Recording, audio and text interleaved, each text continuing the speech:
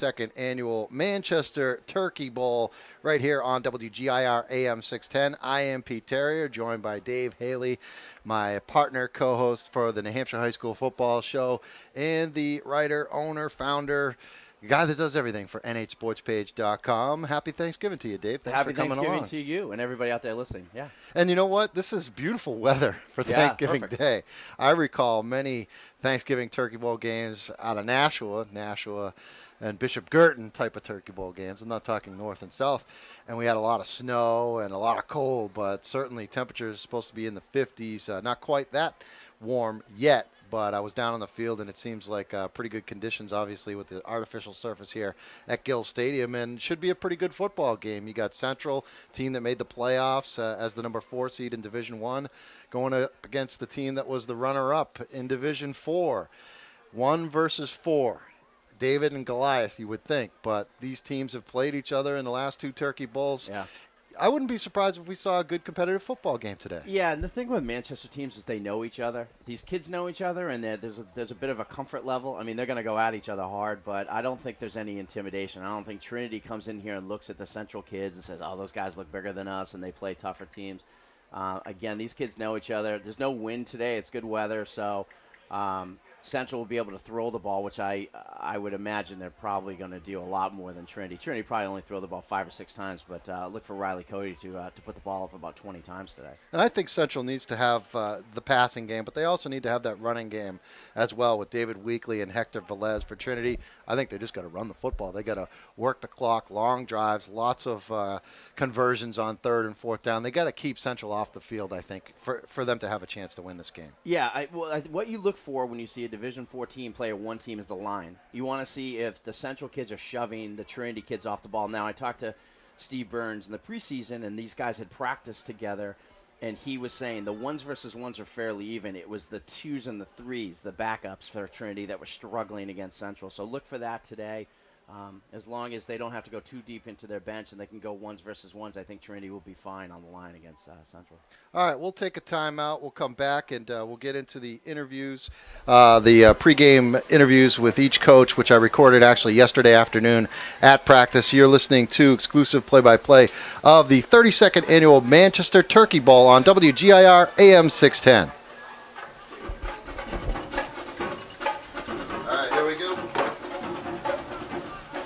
All right, getting set for kickoff here, Gill Stadium. It's the 32nd Annual Turkey Bowl, Manchester City Championship. Pete Terrier, along with Dave Haley, ready to bring you play-by-play of the game. And looks like the 2 teams are playing a little Chinese taxi, a Chinese fire drill, as both teams, the Central was set to kick it off, but they were on the other side of the field, so they just kind of flip-flopped the whole field. So Central will kick off heading right to left across the radio dial. Andrew Slingsby will do the honors for the Little Green, and we are just about underway.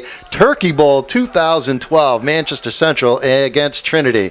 Here is the kick, and it is up and going to be fielded inside the 5-yard line by Romeo Masuko. He's running it up the middle of the field. He's breaking it through the 30. He's at the 40. Hit, gets away from a tackler up near midfield, and he is taken down by Rincon just shy of the midfield mark. So they're going to spot the ball on the 48-yard line of Trinity. A real good return by Romeo Masuko. Mizuka, one guy away from breaking that. And this is great for Trinity's offense to be starting at their own 48-yard line. So great start. He was one guy away from breaking that. Great blocking right there by the Pioneers.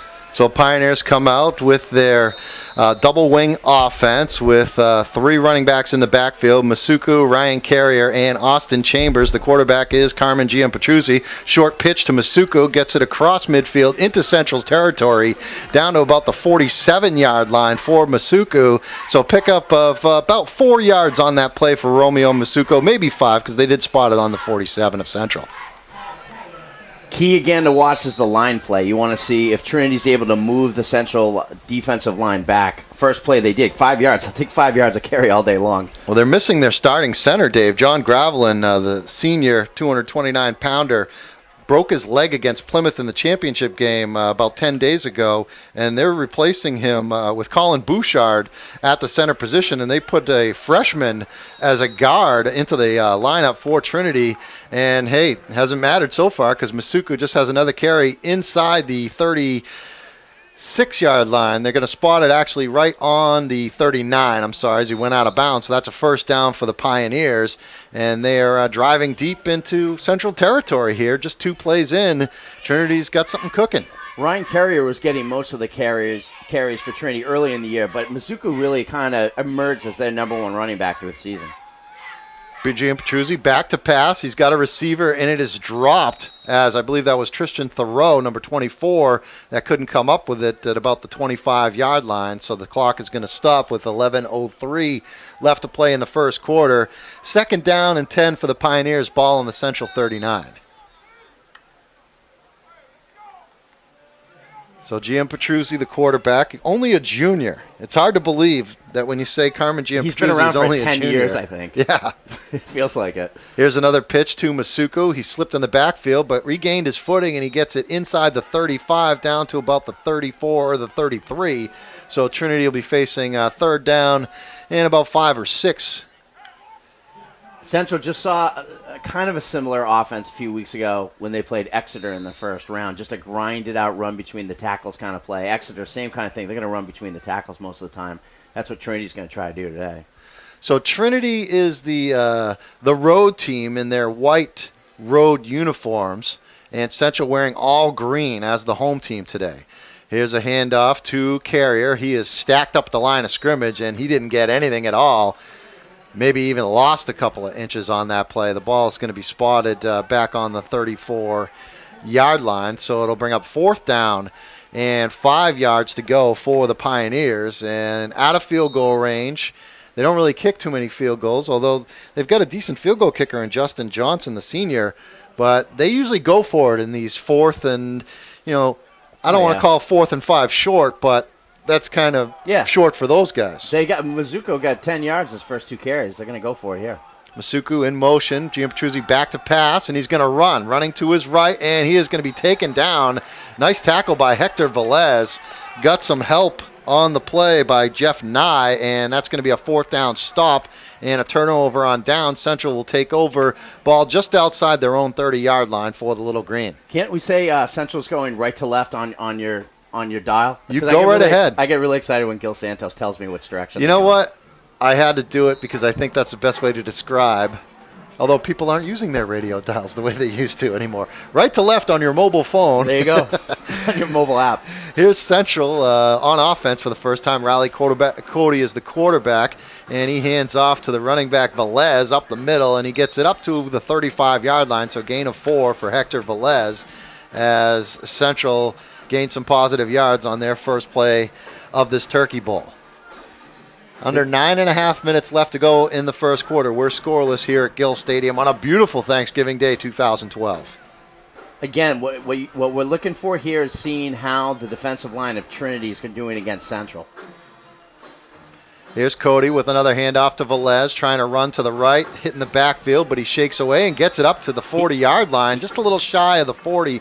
So he's going to be a couple yards short of the first down, but certainly a manageable 3rd and 2 for Central coming up. He fought his way. He had 2 or 3 guys on him. He should have been down about 3 yards back. Trinity's line's doing a really good job. Velez, that was all him right there. That was just pure effort. He got about 3 more yards, and now, as you said, a very manageable 3rd and 2. Central's going to send one wide receiver wide to the left. It is Troy Pelletier. Wide receiver on the right-hand side is Nick Vratsinis for Central. I formation for Central. The give is to Velez up the middle. He is stopped short of the first down. Nice play defensively by Trinity. I saw number 44 over there, Ryan Carrier, outstanding two-way player for the Pioneers. He was in on that tackle along with one of his Trinity teammates. Yeah, outstanding play by Carrier right there. Again, depth is, beating it home, but depth is going to be the biggest thing. A lot of these guys are Trinity are two-way players.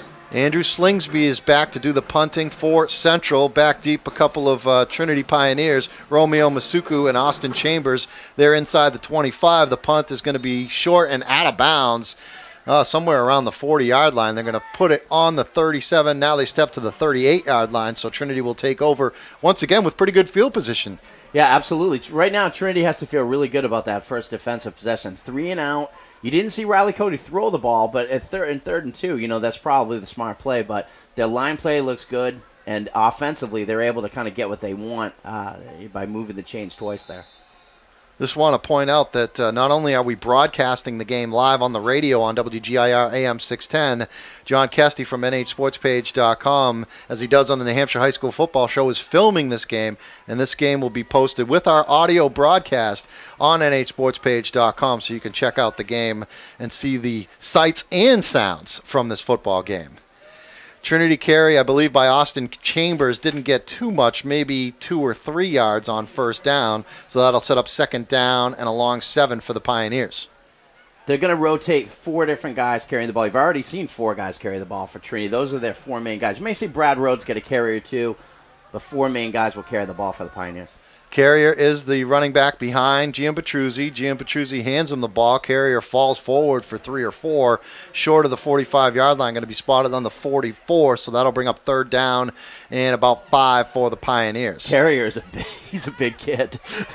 He just barrels people over. He's a guy who looks. I watched the special last night on John Riggins. Reminds me of that. He just runs people over. Wears the same number as Riggins used to, number 44. Yeah, the Diesel. Carrier blasted a kid from Plymouth the first time I watched him play. Just ran some kid over in the open field. I don't think that kid's gotten up yet. He's a Josh Hughes clone. Yeah. Hughes and Carrier 1 year separated as far as graduating classes go, and they both look very much the same. That was a pitch to Chambers trying to run left, and Central was all over it. Velez was in the neighborhood. Good job defensively by him. Also, Tyler Kelly stepping up from his defensive back position to stop Trinity short. So just short. You got to think that this is punt time for Carmen Giampetruzzi as the ball spotted on the 44. They needed to get it to the 48-yard line. So 4th down and 4 for Trinity. Coming up on 6 minutes left to go in this first quarter. We are scoreless at the Turkey Bowl. Long snap. And fielded by Giampetruzzi, boots it high and a nice Great spiral, kick. Driving Pelletier all the way back. It's going to bounce into the end zone. So a good kick, although you would like to kind of keep it out of the end zone so they don't get to start on the 20. I don't think they're going to complain on the 20. That's a good kick. He booted that thing. Giampetruzzi is a heck of an athlete. You know, he's looking at Boston College is looking at him as a pitcher for baseball. He's a multi-sport athlete. Yeah. I mean, football, baseball, and basketball. Father was a great athlete, obviously. Big Carmen. Yep, at Southern New Hampshire University. Well, then it was New Hampshire College. As long ago as Carmen Giampetruzzi was there, it was New Hampshire College back then. And he'll tell you to this day, if the three-point line was in effect when he was playing, he'd have a lot more career points. They all say that. Here's Cody back to pass, throwing right, and he's got a receiver, Rincon, and it is out of bounds right now. Ball's going to be spotted at the 26-yard line, so a gain of 6 for Central on Riley Cody's first pass of the game, and it's 2nd down and 4 for Central. Interested to see how often they go to the air on this. They ran the ball 3 times and went 3 and out. They're going to mix it up now with play action, I would imagine. Cody's one of the best quarterbacks in the state. I mean, I definitely think he's one of the top 5. He definitely is. Here's Cody back to pass once more, looking for Abe Madra. It's complete. Nice hit by the Trinity defender. Carmen Giampetruzzi came up and tackled him, but it wasn't before a first down by Madra. Madra reminds me a little bit of Junior Brown, who was a great receiver for Central. Same type of body style. Not nearly as talented Abe Madra is. He's only a junior, but he reminds me. He just looks like Junior Brown. Yeah. Junior Brown was just bigger, though. I think Junior Brown just had a... Where's Junior Brown playing now? I don't know. You had to put me on the spot here. Well, I don't think everyone expected you had to know what Junior Brown is. We'll find out. Velez is going to be taken down in the backfield. He lost about 5 yards on that play as Colin Bouchard was back there along with Ryan Carrier. So a nice defensive stop right there after Central picked up the first down. They dropped Velez all the way back to the 31. The original line of scrimmage was the 36, so that's a loss of 5 for Hector Velez. Velez, a junior. Both he and David Weekly will be back next year for the Little Green, although we haven't seen Weekly yet today.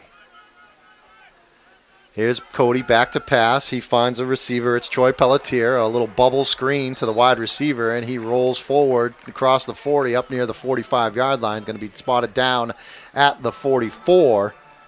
And that'll be a little bit short of a first down, 3rd down and 2 for the Little Green.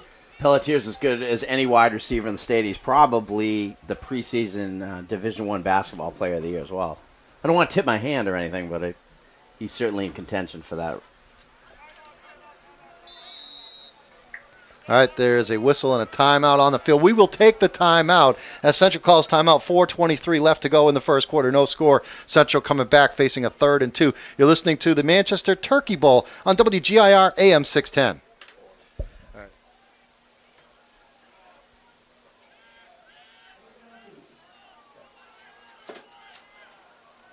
The handoff out of the timeout to Velez up the middle and into Trinity territory for a first down for Manchester Central as Hector Velez just took it up the middle, little shake and bake move to the right, and he gets the first down and then some. Ball's going to be spotted on the 47-yard line of Trinity. So for the first time today, Central is in Pioneer territory, looking to put the first points of the board, or looking to put the first points of the game on the board here, coming up final 4 minutes of the first quarter. And you notice since Riley Cody 3 for 3 for 30 yards, it's opened everything up by him passing the ball.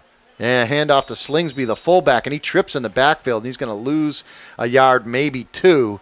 As Ryan Carrier. Not the way Andrew Slingsby wanted to get his first touch of the Turkey Bowl as a senior this year.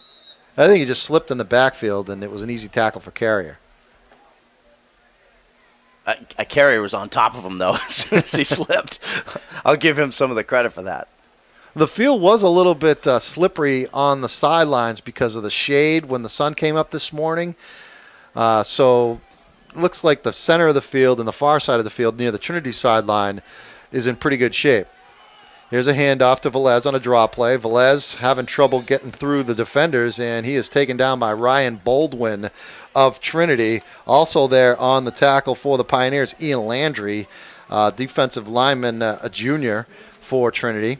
So that's going to bring up 3rd down and long. The ball's on the 49. In order to get the first down, they need to get it down to the 37-yard line, or just shy of the 37-yard line. So you're looking at about 3rd down and 12 for Central. And you mentioned Ryan Baldwin. He actually was at Bow High School last year and moved over to Trinity this year. Here's Cody, a handoff to Velez up the middle, and he got hit, and there's a fumble. The ball's loose. Does Trinity have it? Yes, Trinity does have it as Pat Talon came away with it as Velez just got hit in the backfield, and the ball came loose. You said it, Dave. You saw it, and Trinity pounced on it, so they're going to have possession right near midfield. Ball spotted on the 47-yard line of the Pioneers, so that's the first turnover of the game. So now you're looking 2:37 left on the first quarter, absolutely positively even. You can't tell one, if somebody joined us in the booth who didn't know, and you said one team's Division I, the other's Division IV, they'd have to take a guess. You can't tell. They absolutely look even on the line play, which was the key. So Trinity on offense. Big Colin Bouchard moved over to center, was playing a tackle position, but now he's moved over to center because of the broken leg to John Gravelin that he suffered in the championship game of D4. Masuka with the carry, fighting forward, got 3 yards. It really made 3 yards out of nothing. I went to a Trinity game a couple years ago. Romeo was, I think, a freshman or a sophomore, and he was playing JVs. And I remember he must have been a sophomore. And I looked at that kid. I said, "This kid's 25 years old, and he's playing JVs against Dover. He's a monster." They got him listed at 6'1", 205 pounds. He reminds me. He wears the number that Eddie George used to wear at Ohio State, and he runs upright like Eddie George used to run. He's from the David Ortiz school of, I don't know how old he is, because he might be 30 years old. Gianpetruzzi's pass is caught by Brad Rhodes for a first down into Central territory. Ball is going to be spotted either the 39 or the 38-yard line, so that was a quick drop back and a quick throw by Gianpetruzzi, a laser beam right to Brad Rhodes. Brad Rhodes has been a nice little addition for them. He moved over from Pembroke, and very good basketball player too, but he's been a nice little wideout for these guys this year. Interesting, a transfer situation. You're transferring from Pembroke and Matt Alosa's great program to Trinity and Dave Keefe's great basketball program. Also plays football as well. I think he upgraded as far as football goes. He couldn't get minutes.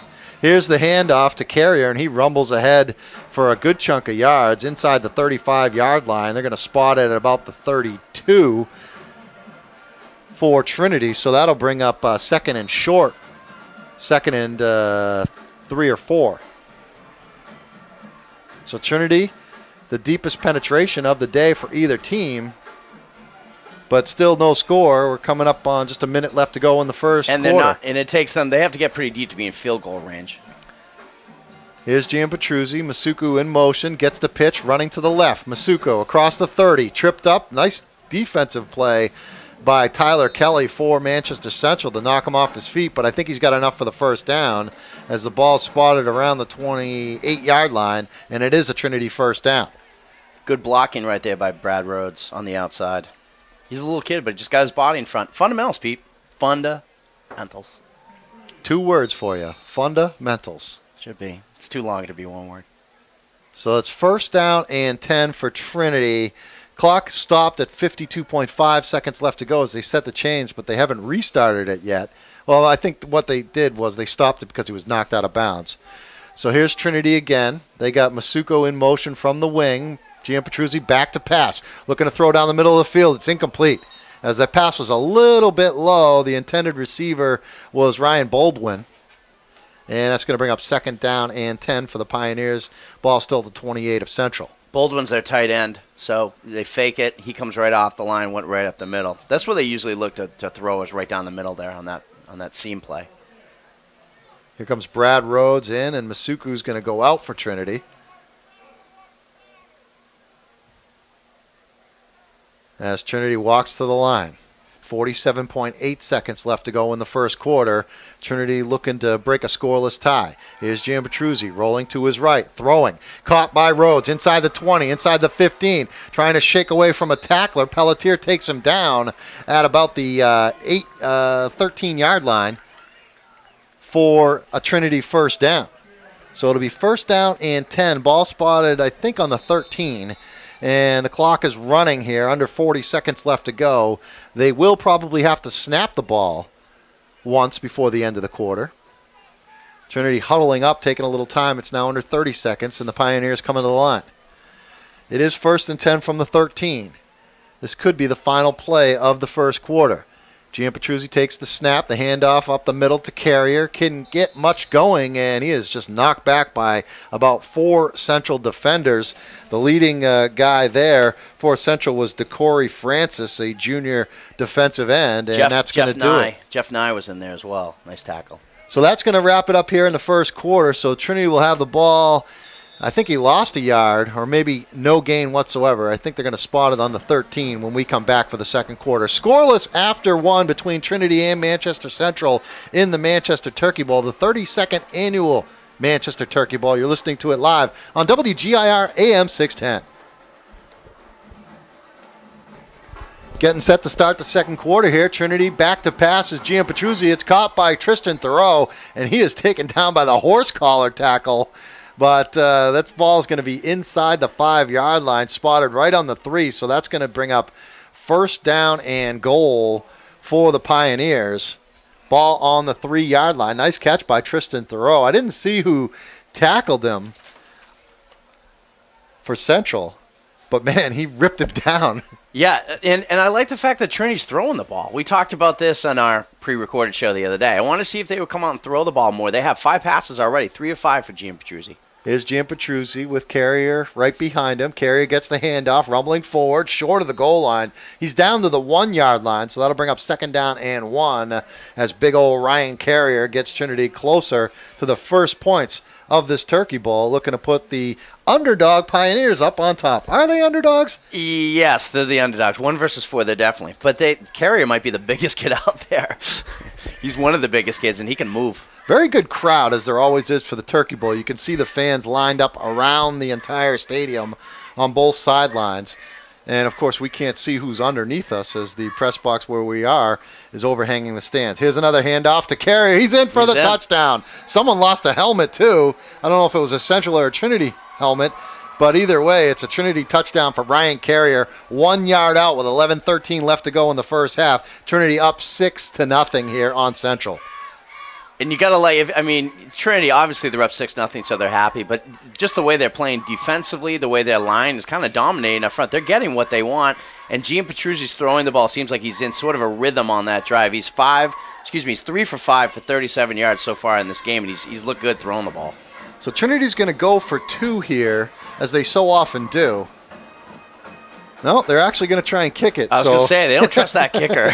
Justin Johnson is the kicker, but generally Trinity goes for 2. But in the Turkey Bowl, Justin Johnson goes out, and he's a good kicker as he boots that one through. Plenty of leg on that one. That's why I wonder why they don't utilize them for No. point afters. Maybe they just figure Bad attitude. we're going to get number 2. Bad attitude. I'm joking. Maybe Coach Burns thinks, hey, I'd rather score 2 points than 1, and we have a real good success rate. All right, well, I 2. think I can answer this. Usually they're playing Kingswood, John Stark, and St. Thomas, or someone of that like. Now they're playing Central, so not as much success on the 3-yard runs as they do against those teams. Well, it is 7-0 as Ryan Carrier scores the touchdown to put Trinity on top. Justin Johnson, the point after touchdown kick. And it's 7-0, 11-13 left to go in this first half. Trinity up on Central. And I got to say this. I said this to you off the other day. I looked at the schedule. Trinity doesn't play Central in basketball till the second last game of the season. I'm telling John Kestier, our videographer. That's disappointing to me. That's always one of my favorite basketball games of the year.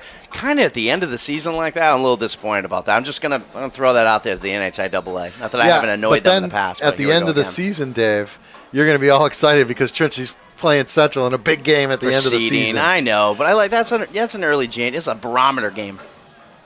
All right, here comes the kickoff from Johnson by Trinity, and it is long, and it is into the end zone on the fly, so a touchback. In high school football, if the ball goes into the end zone or even your shoelace is touching in the end zone and you have possession of the ball, it's a touchback. You cannot run them out of the end zone. This kid can kick. Yeah.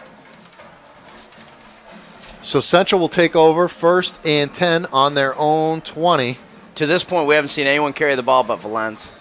Well, I'm looking for David Weekly, number 25. I don't see him. I don't see him on the sideline. I don't see him on the field. He might be at the Nashua game. Because they've got Velez in the backfield. Or, no, that is Weekly back there now behind Riley Cody. May just rotate him in every series. Velez does seem to get the bulk of the carries, though. Here's Cody, straight back to pass, a little pressure. The ball is complete inside the 30-yard line. Nice tackle as Rincon was tackled by Carmen Giampetruzzi as Julio Rincon has a couple of catches so far, 2 or 3 catches already. Yeah, he's been his favorite target. Yeah, a little slot receiver. Nice little play. He's a good little player for them. They've got talent all over the place. I mean, Central, don't forget, a lot of people thought they were going to be better than the 4th best team in Division I this year, but they just kind of never put it together. I certainly did. I was holding on to them on my did. power poll ballot just about as long as anybody. I believe you still are holding on.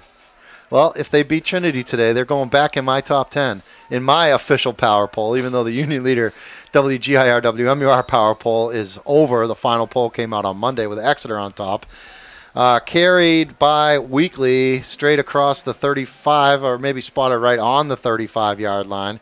So it is going to bring up 2nd down and about 6 for the Little Green.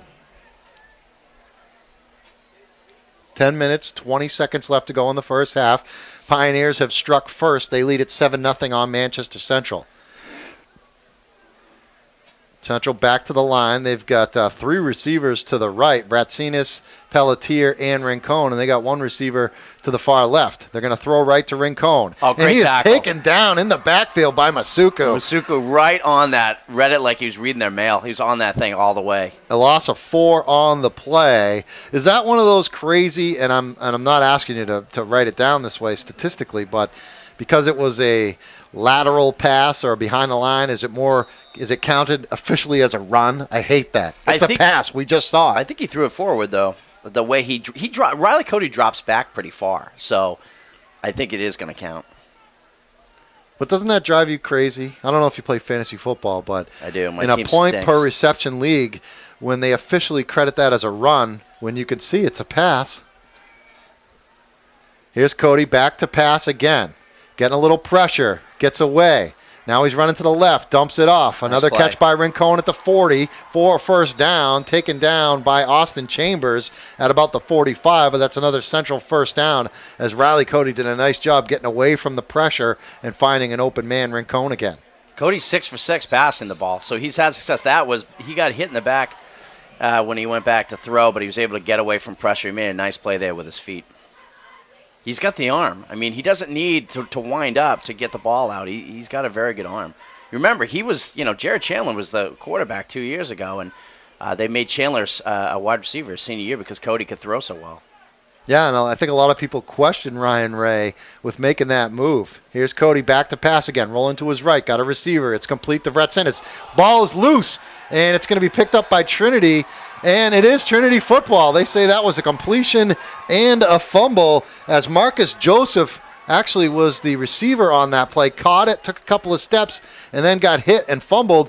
And Trinity recovered it on the 45-yard line of Central. So once again, another Central turnover, and Trinity pounces on the football, and they'll take over. Yeah, if that's college or pro, they're going to look at that. Did he really have possession? He had that for a heartbeat, and then he got hit and he fumbled. I think that probably gets overturned. But where's the replay booth? I walked through a couple of booths here. I didn't see that booth. Yeah, they don't have the replay. Roger Brown doing that? I don't think Roger from the Union Leader. He's here writing the game story. Looks like he's tweeting over there, too, in the booth next to us. But I don't think he's the official replay guy. Here's Masuku. He is tripped up at the line of scrimmage, and it's going to be taken down for no gain whatsoever. There on the tackle, George Gomes, a sophomore linebacker for Manchester Central. I don't know if he's any relation to Johnny Gomes from former Tampa Bay Devil Rays fame, who apparently signed a 2-year contract with the Red Sox for $10 million. Because really, when a guy's never gotten more than a 1-year contract, you got to give him a 2-year contract anytime you can do that. For $5 million a year?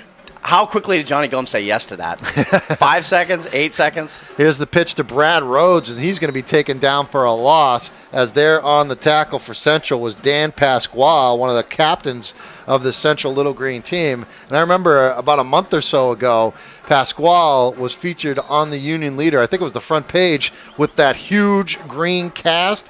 He had some kind of surgery on his hand, and he's still out there. He's got the club on his hand, and he just made that tackle with one arm and a club. 3rd and 13. So let's see what they do here. I want to see what formation they come out, because Gian Petruzzi certainly is going to be in the shotgun. He's going to throw the ball here. And Mizuko, you're right. Coming out wide.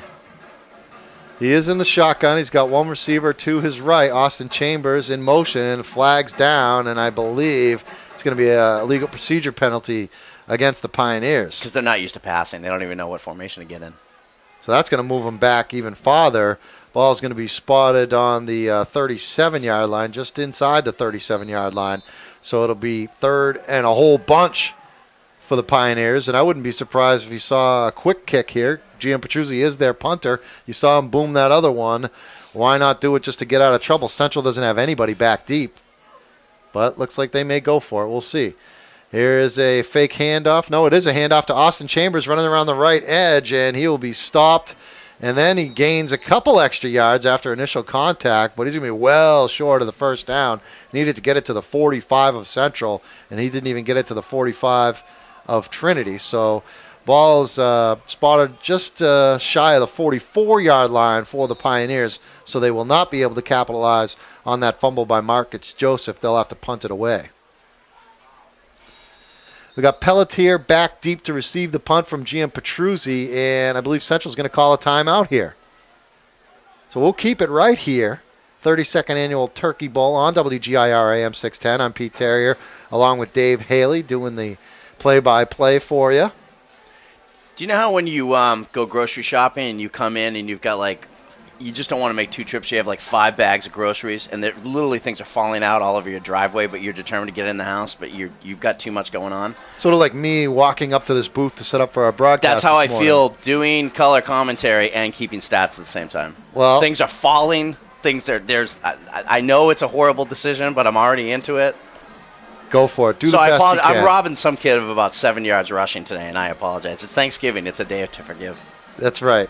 I think I'm actually right on here, but it's interesting to see how often so far I think Trinity's throwing the football, and they're having good success. I mean, they can play action all day long with Gian Petruzzi, and he's very good at selling the play fake. They might be going for it here on 4th down, because they are now they're going to spread. They came in a stack formation. Now they go out to a spread with 2 receivers to the right, 1 to the left, and a running back in motion across the formation, Austin Chambers. And then Carmen Gian Petruzzi looks back at the official and says, "Timeout. We want to talk this thing over." So I don't know what that was all about. Central called the timeout before, maybe thinking that they were going to fake or go for it. And then Trinity maybe seeing what Central came out with after the timeout, decided to call one of their own. They were imperfect. I was surprised. Central didn't have anybody back. They could have pooch kicked it, and you talked about that a moment ago, that Gian Patrizzi is their kicker, but see, now he's going to be back in a punt formation. But he wasn't very far back in the shotgun. That's why he didn't have enough room to get the kickoff. So I'm surprised that they didn't just pooch kick it there, because there was nobody back for Central, and now they're going to have Troy Pelletier back. The Pelletier back deep for Central at about the 25-yard line, backpedaling now to the 20. Gian Patrizzi standing on his 30. The line of scrimmage is the 44, so he is in punt formation. And Pelletier on the 20. High snap taken down by Gian Patrizzi. Another good punt high in the air inside the 20. And taken down at the 15-yard line is Pelletier.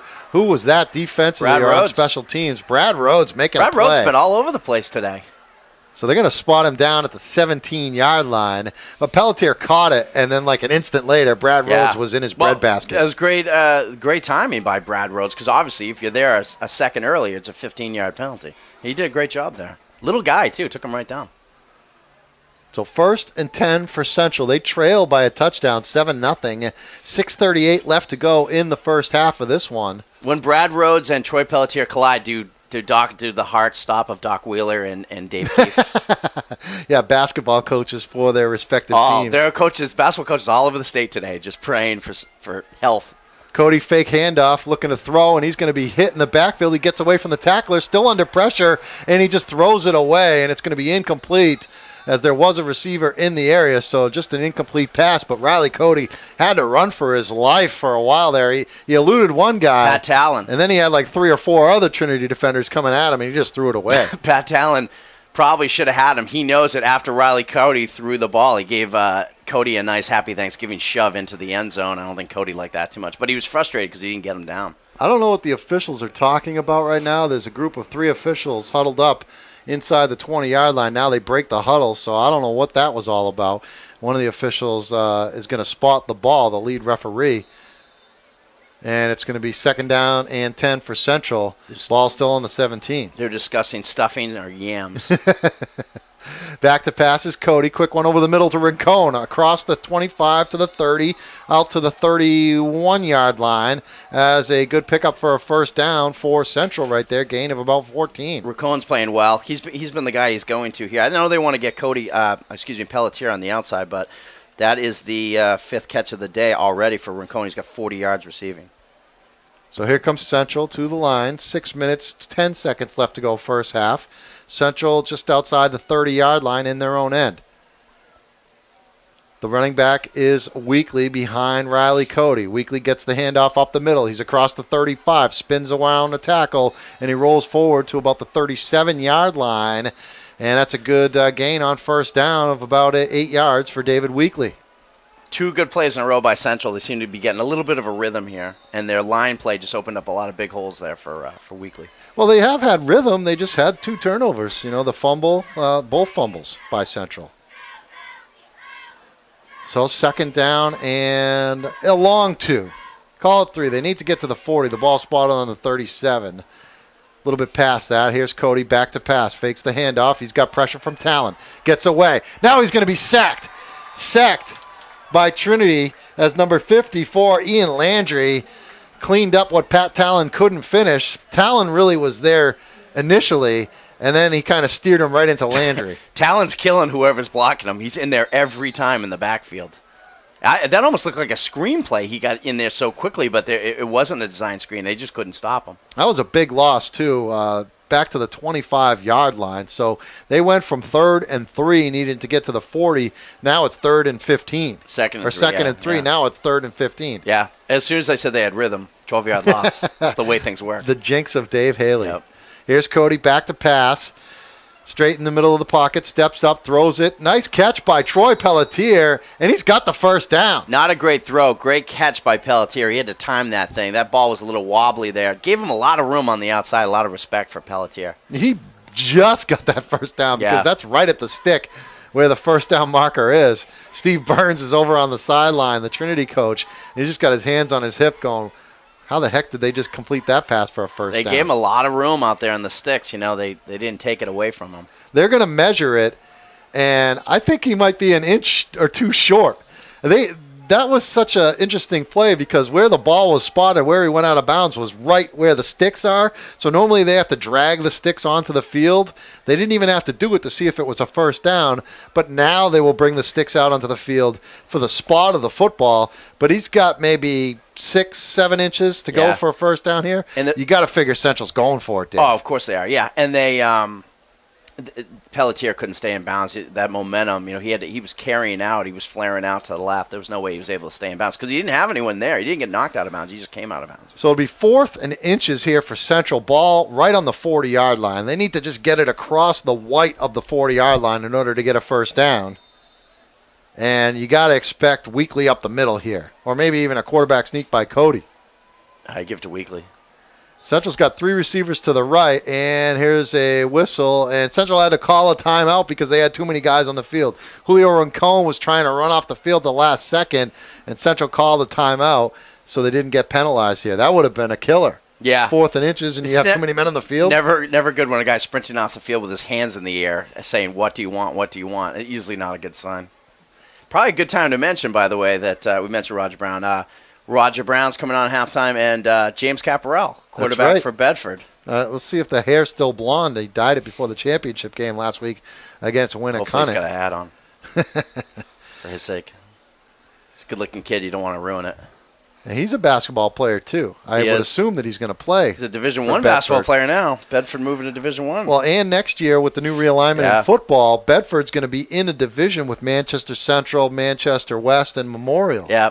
Is West in Division I? Yeah, because West is a Division II team right now. Okay. So when 2 and 1 combine, they're going to be in that conference.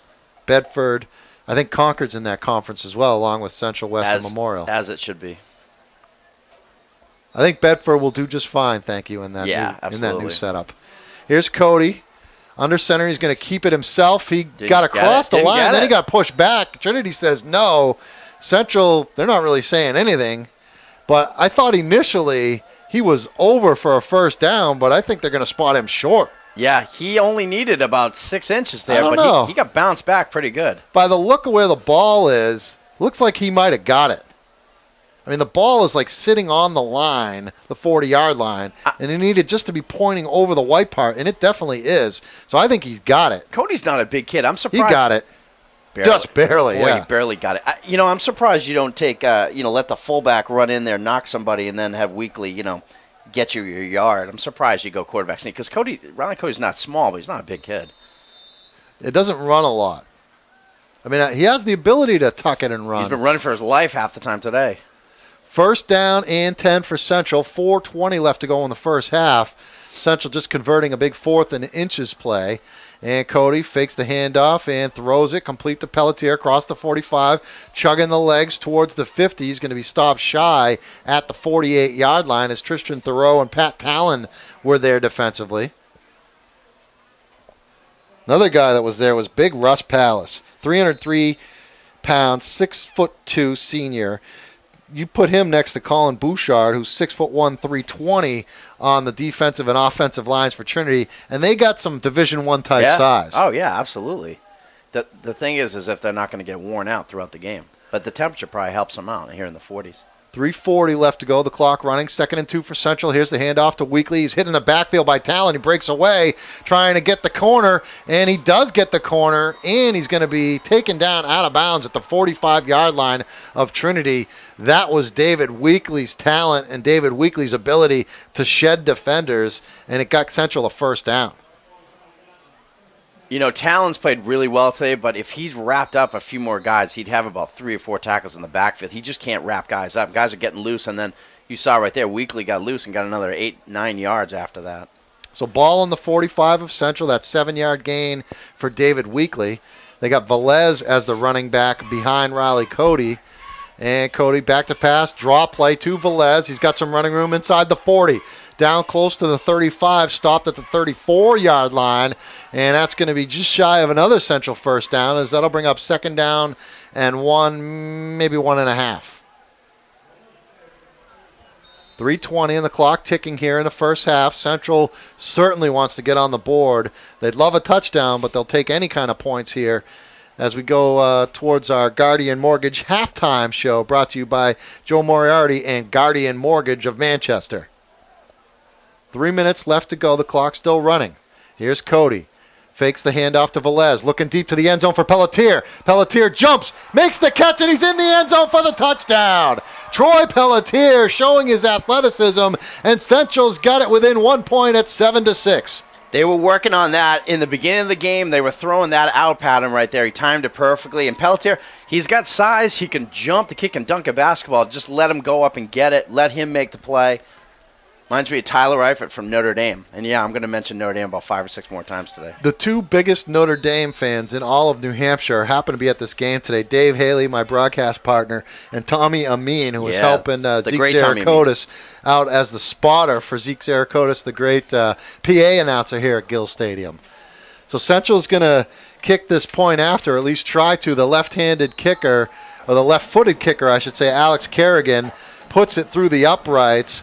And it is a 7-7 tie, 2:52 left to go in the ball game, as Central has tied Trinity with a touchdown apiece here in the first half. What was the distance on that? 35 yards. 35-yard pass from Pelletier, or to Pelletier from Riley Cody, and that was a thing of beauty. Right now I got Cody for 11 of 12 for 135 yards. So not a ton of yardage on these, but he's been real consistent. And that was a nice design play. Again, in warm-ups, they were throwing that out route. And, again, with a guy like Pelletier, who's got great hands, he can leap, he's a big kid, you just put the ball right in the right spot and let him go up and make the play. Doesn't have to be a perfect pass. Just put it where he can go get it. And he did it. So Trinity, not known for their hurry-up offense, not that they have to go hurry up, but I'm sure they'd like to hurry it up a little bit to try and put some more points on the board. Kerrigan's kick goes into the end zone, fielded by Masuku. And it's going to be 1st down and 10 for the Pioneers at their own 20. 2:52 left to play in the first half. Evenly played first half, right? Very evenly played. Yeah, absolutely. And both teams are really, there's a lot of question. I saw this on Twitter today. I think Elliot Bless was tweeting about, some teams don't take it too seriously. Some teams do. Both these teams are going at it hard. All their best players are in. I mean, this means a lot to these kids. I think that in Manchester, Nashua, and I haven't been to any other Turkey Bowl games, I think that both of those cities, their championship games, their Turkey Bowls mean something. Yeah. Here's a little trickery by Trinity as they faked the handoff one way and gave it to Romeo Masuku, who was going the other way, and he gets good positive yardage up to almost the 30-yard line. Going to be a little bit shy of the 30, and he got out of bounds. Actually, they say he did not get out of bounds, so the clock will continue to run. It's going to be 2nd down and about a half a yard for Trinity. 2:25 left to go in the first half. So Masuku's had some nice runs. Trinity moving the football, both by land and by air. Be interesting here with 2:14 and running to see if they're going to put the ball up in a 7-7 game. I would think they won't. Here's Gianpetruzzi, faked the handoff, kept it himself, rolled head for the first down. Ball going to be spotted about the 34-yard line, so that'll stop the clock while they reset the chains with 2 minutes and 5 seconds left to go. Now the clock back started as Trinity huddling up here, and they got it 1st and 10, but seem to be not in a real hurry here to get things going. No, 7-7 game. Why, and why rush? Central will get the ball to start the second half, though. Here's Gianpetruzzi. They got a real tight formation as Gianpetruzzi carries it again, very similar to the play they just made. And it looks like they might be content. Central out of timeouts here in the first half. They might just be content to try and run out the clock here, as that's going to set up 2nd down and a bunch here, as that was only a gain of about 3 yards for Gianpetruzzi. So 2nd down and 7 for the Pioneers. 1:20 left to go in the first half. I think Steve Burns is happy at 7-7. I just thinks he wants to make sure they don't get the ball. And as I say that, drops back to throw. Nice pass. Caught by Baldwin. Ball is loose. Are they going to say incomplete? Yes. They do say incomplete as Pelletier delivered a pretty good blow there to the receiver, Ryan Baldwin. And it falls incomplete and the clock stops. 3rd down and 7. 1:12 left to go. Ball on the 37-yard line of Trinity. That was a good throw, and Baldwin, I think, would have pulled that down, but Pelletier hit him as soon as he got the ball. So nice defensive play there by Central. So we'll see if Trinity elects to throw again here. As I said, Central has no timeouts left, so they cannot stop the clock. Here's Giampetruzzi in the shotgun. Pump fakes, throwing it long. Masuku is open. He drops the ball. Had it at the 30-yard line with a step or two on the defender, and it drops incomplete. Romeo Masuku wishes he could have that one back. That literally hit him in the 7, and he was at the 24-yard line, and he's a big kid. He rumbles. They knock him down. He's at least to the 15-yard line when that's all said and done.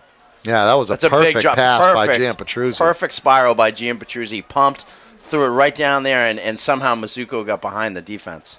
So Trinity going to have to punt it away with 1:06 left to go. They got Pelletier back deep to receive. That's what happens when you're a running team and you're not used to throwing the ball. I mean, guys, we saw this in Plymouth. Sometimes guys drop the ball. They're not used to catching it. Short punt by Giampetruzzi just over midfield. It's going to take a Trinity bounce inside the 40. Going to roll down to about the 36-yard line, and that's where Trinity downs it. So Central will take over on the 37. Their own 37 with 53.7 seconds left. No timeouts, but they do have a good passing game, so they can definitely at least get it into field goal range. We saw Bedford score a game-winning touchdown in the playoffs a couple of weeks ago against Keene from about the same position on the field with about 10 less seconds. Yeah. So it is doable. And no, Riley Cody's... Although Bedford had some timeouts. Right, but... Yeah, but they're going to run to the sticks and get out of bounds. And it'll be interesting to see their 53-second offense here. So Vratsinas is the receiver wide to the right, Pelletier wide to the left. I think that's Riccone in the slot for Central. Velez is the running back. Cody back to pass, looking right. Throws it, caught by Vratsinas at about the 43, and he rumbles towards the 45-yard line. Lost the ball as Tristan Thoreau were there defensively along with Brad Rhodes. And they're going to say it's out of bounds, 46.7 seconds left to go. And that's a gain of about 6 or 7 there for Central. Call it 6. So that'll bring up 2nd down and 4. The clock stopped. He carried Brad Rhodes. He was trying to get out of bounds, obviously. Brad Rhodes pretty much jumped on his back. And we mentioned Brad Rhodes not a big kid. He's a guard. And a guard in basketball, I should say. And he carried him about 8 yards out of bounds. Here's Cody under center this time. And he drops straight back to pass. He's got time, throws. It's incomplete, out of bounds as he was looking for Vratsinas again. Once again, Brad Rhodes all over him like a cheap suit. Good protection there by the Central offensive line. 42.1 seconds left to go. 3rd down and a long 3. 7-all is the score. Central probably in 4-down territory, you would think. They're going to send 2 receivers to the left, make it 3, as they've got Pelletier, Vratsinas, and Rincon. 1 receiver on the right is Marcus Joseph, who fumbled earlier. Here's pressure up the middle by Talon. Once again, Cody breaks away, going to run it, throws it to Rincon, taken down for a 1st down, though, by Masuku, as Rincon had it to the 40-yard line of Trinity, and there's a flag down back on the 45-yard line, and Central's kind of looking like, who's that on? Who's that on? I think it's on Trinity. Might be holding. Yeah, Riley Cody's not happy about. Oh, they're going to say he was over the line of scrimmage when he threw that ball. I thought he might have been, but I didn't see any flag initially. Came in a little bit late. That's an illegal forward pass. He had passed the line of scrimmage. So that's going to set Central back. That's a loss of down as well. So that's going to bring up 4th down and a long. Good pressure again by Trinity. Again, Talon's getting in the backfield a lot. That's why Cody had to move around. And that's going to set him back. That's going to change things because they were in Trinity territory with that throw. So the ball spotted on the little bit shy of the 40-yard line. So 4th down and 7. Maybe 8. Loss of 5 on the play. And Central's going to punt it away. And here comes another flag as Slingsby was getting set to boot it. And another flag came in. The first quarter and 3 quarters of this game took about an hour. And the last minute of this game has taken about an hour. Just got a text. Or maybe it just feels that way.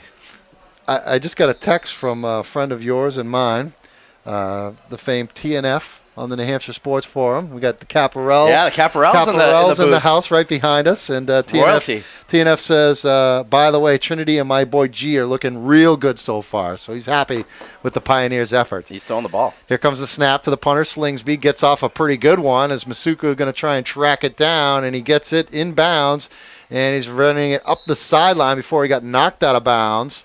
And that's going to give Trinity the ball somewhere around the 20-yard line with 22.4 seconds left to go. Take a knee. If they were playing it safe on their last possession, what do you think they're going to do? I think don't know you what already they were doing. said I don't know why you run 3 running plays inside the tackles and then start bombing it. I don't know, but I thought they were going to run out the clock, but they're definitely going to take a knee here. Trinity does not have this in the playbook. Well, the ball's on the 18. 22.4 seconds. They're definitely going to take a knee. 7-7. Is Central going to go all Greg Schiano on him and rush guys right at Carmen Giampetruzzi? He's setting up in the shotgun. I don't know. So maybe they're going to try something here. Giampetruzzi fakes the handoff. He's going to run it straight up the middle, and he's going to be stopped at about the 19-yard line, so gain of 1, and that'll do it in the first half as we'll go into the halftime locker rooms. Even up 7-all between Manchester Central and Trinity High School. Take a quick break, come back with a couple of interviews. We've got James Caparel from Bedford going to join us, see how he's feeling a few days after his team fell just short in the Division II championship game. And then later on in the halftime show, we'll be talking with Roger Brown of the New Hampshire Union Leader and the NHFootballReport.com, the fine website. Once again, at the half, 7-7, Trinity and Central tied. You're listening to coverage of the 32nd Annual Manchester Turkey Bowl on WGIR AM 610. Gill Stadium in Manchester, 32nd Annual Turkey Bowl, where it is a 7-all tie between Manchester Central and the Trinity Pioneers. Pete Terrier, along with Dave Haley. Special guests, we've got James Caparel from the Bedford Bulldogs with us in the booth. James, congratulations on a great year. I know you obviously wanted a different turnout last week, but how are you feeling 4 or 5 days after the tough loss to Winnie? Thank you. We're doing good. It's tough to get over this loss, but everything's going well. It's definitely still tough to get over. I'm not over the loss yet, but... Well, we were busting on you on the radio the other day about the blonde hair. I saw you on Channel 9, and the dye job, it didn't help. It wasn't quite...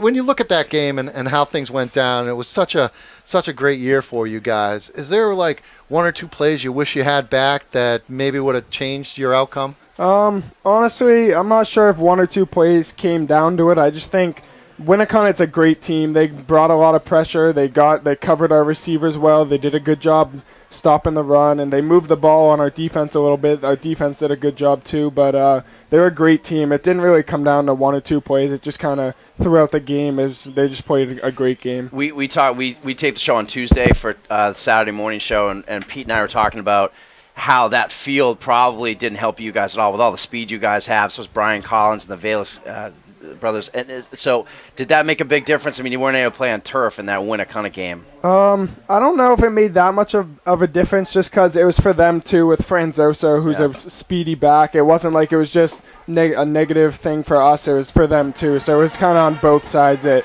evened out, I think. That game against Keene, I mean, I'm still buzzing about that game, and that had to be a great thrill for you to be a part of that. I talked to you shortly after the game, and you guys were kind of like still in shock what took place, but have you had a chance to kind of relive that? I don't know if you've watched the highlight package that we put up on nhsportspage.com, but that was really incredible what you guys did to drive the length of the field and then get in for the touchdown to win. Yeah, we actually watched it as a team. I saw it on the sports page. We've done that a few times this year. Like I said in our interview, the offensive line always gives great protection. When you have 3 or 4 targets like I have, it makes it tough for the defense to cover them, and our receivers did a good job of getting out of bounds and making some plays. So what do you? We were talking about this just before we came on air. What do you think about doing next year? I know you got a lot of options for football, but tell us what you're looking at for next year to play at the next level. I'm looking at a few 1AA and Division II schools, just to name a few: UNH, the University of Albany, Marist, Bentley, Stonehill. I'm kind of keeping all my options open right now. See what happens with that and everything. What is that process for well, you got basketball starting on Monday, right? But will you be visiting these schools in the next I think months? Official visits, hopefully I can get a few overnight visits depending on the schools, but that normally comes on weekends, Saturday nights, I think. But I'll probably be visiting. I may miss a few practices here and there for basketball, but I'm going to try my best to do both. Sure. James, you're here watching this game from Bedford. What's your take on the first half, Trinity and Central? Trinity's giving them everything they can. Yeah. Who are you rooting for? That's a tough question. I have friends on both teams. I'm not going to say who, but yeah, Trinity's doing a good job. Division 4 team playing a Division 1 team. They're doing a good job getting after the quarterback and just hard play on both sides. And next year you're going to be in the division. I know you're not going to be playing, but your Bedford teammates who are coming back are going to be in that newly formed Division 1. So you'd be in a conference with the Manchester Central, Little Green, the other Manchester schools. Trinity not part of that. But how do you think your team next year is going to do as you're gone and the other seniors are gone? I mean, the senior class, we had a good senior class, but I think they're going to show up good. Our offensive line, entire thing, they're all coming back. We have the Valises coming back, a few other athletes, so they're going to have some pretty good experience. I think they're going to have a good season. All right, James. Well, we really appreciate. Hope you guys have a happy Thanksgiving. Eat some turkey. I assume you're rooting for the Patriots tonight against the Jets. Don't ruin my opinion of you right there by saying you're going for the Jets. Oh, no. Thanks so much. It was a great year. Great season. You were fun to follow. And we really want to give you and that entire Bedford organization, the football program, Coach Hines, a lot of credit for doing what you did this year. You just fell a little bit short, but it was still a great season. Thank you. I appreciate it. All right, James Caparel, the QB1 of the Bedford Bulldogs, getting set to lace up the sneakers. Dave Haley, very excited. Division I basketball. Yeah, I'm ready for basketball. We'll take a quick timeout, come back with Roger Brown of the New Hampshire Union Leader here covering the game and NHFootballReport.com. Halftime, Manchester Turkey Bowl, 7-all, Central and Trinity. You're listening to it on WGIR AM Trinity and Central treating us to a good one at the break. 7-all is the score. Pete Terrier along with Dave Haley. We're also joined by Roger Brown here covering the game for the New Hampshire Union Leader. And the New Hampshire Sunday News also has the fine high school football and football in general website, NHFootballReport.com. Roger, happy Thanksgiving to you, and a pretty good football game so far. Yeah, very entertaining first half. Both teams playing good defense. If Trinity can control Central's passing attack, we should be in for a good finish. Did you pick this game? Did you do? I love read. I've tweeted out a bunch of times. He obviously doesn't read the paper. Oh yeah, that's right. I don't right, think it makes it out to Hampton. I don't read newspapers very much, he does but have I read his website. His website in New Hampshire Football Report's tremendous. But I always do the state of football every week. Did you pick? So you picked these games. Who would you pick to win this one? I picked Central, 26-22. So they got to get moving on offense a little bit. Do you think that a little jitters? I mean, we saw 2 fumbles by Central in the first half. I mean, does that play into it? It's such a big crowd here. I mean, the atmosphere is great. Kind of hard for us to judge how many people are really here from where we are because the stands are underneath us. But if you look around the field, there's a lot of people here. I think at times maybe these guys do get a little nervous. Yeah, I'm sure they do. Big stage. The whole city's watching or paying attention in one form or another. But it looked to me like Trinity was just going for the ball. That was their clear strategy on pass completions, rip it loose. And they came up with a couple of fumbles, and one of them led to their first or their only TD. So to move away from this game just for a second, I want to get your take on the Winnicott-Exeter argument and these power polls and so forth. Winnicott beat them head-to-head. We all know the stories. Identical records, one the champ and one's in Division 1, the other in Division 2. Who would you give your vote to? I gave my vote to Exeter. Generally, I'm one of those guys who says head-to-head would break the tie. I just think Exeter's body of work over the course of the season was better than Winnicott's, and it was enough for me to forgive that 3-point loss in Hampton. Exeter, pretty much every win was convincing. They beat Pinkerton twice. I don't buy the argument that Division II is necessarily better than Division I. I think it's still tougher to play a full Division I schedule. All that said, if you're Winnicott, you got a strong argument, no doubt about it. I thought long and hard about it too, but like you, I thought the body of work over the course of the entire season, Exeter had the better year overall. And I also think if they played again, not saying that was a fluke when they played each other and Winnicott won the game, but I think that if they played again and if they played a couple of times, I bet you Exeter would win, as many games as they played. Maybe they'd slip up once, but I just think Exeter's a better team, and that's why I voted them number 1.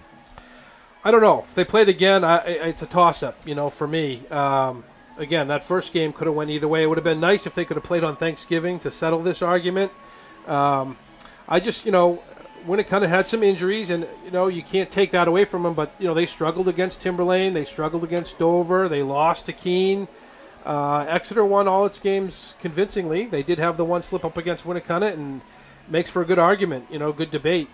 Where do you put Trinity if they're able to? I know there's no more poll, but I'm going to rank one more time after these playoff Turkey Bowl games. Where would you put Trinity in the mix if they beat Central today? I don't think I would move Trinity into my top 10. I just beating Central is not going to get you, move you up the ladder in my book. It does to Pete. He loves Central. He's very high on Central. Well, I have them out of my top 10. Finally. But I said that if Central beats Trinity today, I would move them in the top 10. They would still be somewhere in that, just outside the top 10 on the bubble for me. I was actually ranking Trinity earlier in the year, but at this point, they're not in the top 10. Do you ever talk to coaches? I mean, do they like the Thanksgiving game? Are there more teams that want? I know that there are teams. I think you on your site had said Wyndham is looking for someone to play. I mean, do you find? I know you talk to a ton of coaches. A lot of coaches want to get involved with these kind of things and aren't able to, or? Yeah, a lot do. A lot of them come from places where Thanksgiving football has a rich history and are looking for games. But a lot of coaches don't want to manufacture a rivalry either, which a couple places have tried that in the state. So Memorial is another one that might be looking for a game down the road. Well, that'll be interesting. Roger, I'm looking forward to next year with the new realignment. But I'm most looking forward to a little time off here now that football season's over. So we really appreciate all the help you've done coming on the show with us over the course of the season. And, of course, coming here at halftime, and just want to wish you and your family a happy Thanksgiving. Same to you guys. Thank you very much. All right, quick timeout. We're at halftime of our Turkey Bowl broadcast between Central and Trinity. 7-7 is the score. Take a timeout, come back, get you the highlights of the first half. We'll relive the two scores for each team. Once again, at the half, 7-7, Central and Trinity tied, getting set for the second half, which will start a few minutes from now on WGIR AM 610.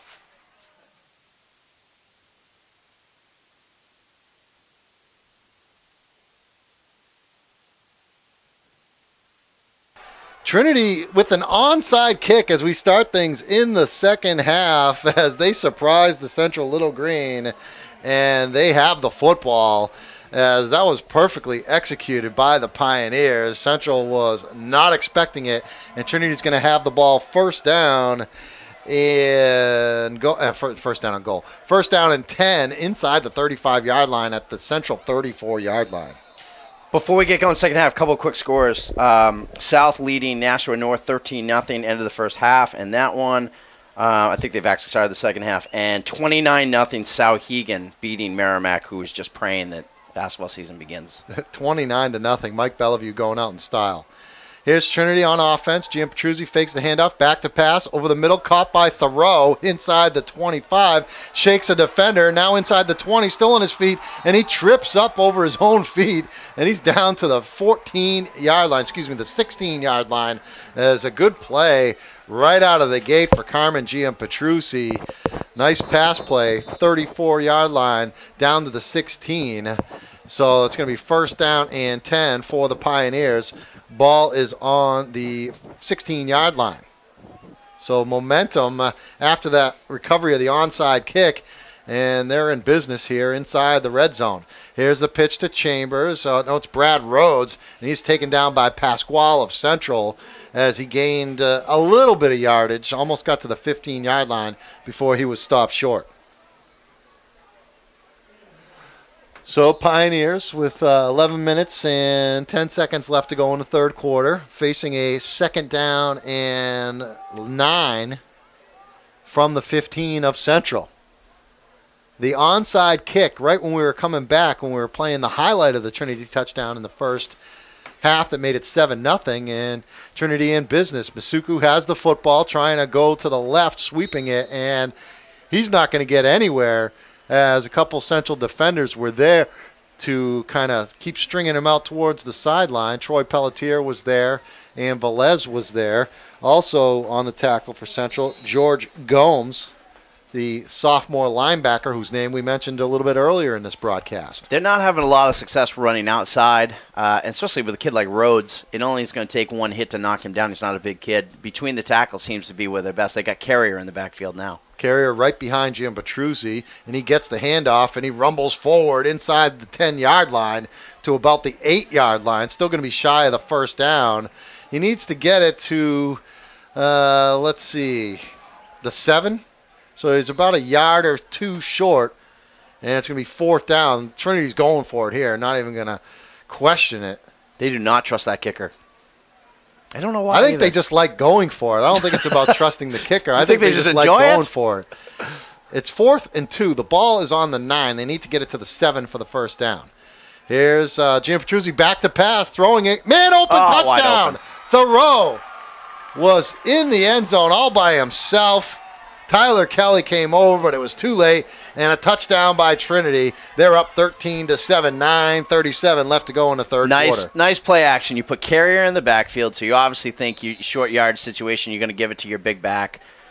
They go ahead, they go with the play action, and they hit throw. It was a nice throw. They had to throw it over the linebacker, so Gian Petruzzi with a nice throw there. I think we're off. Uh-oh. I think he did something. Damn. I did something? No, I'm not. I think we did something. Hang up. Did we unplug or something? Shit.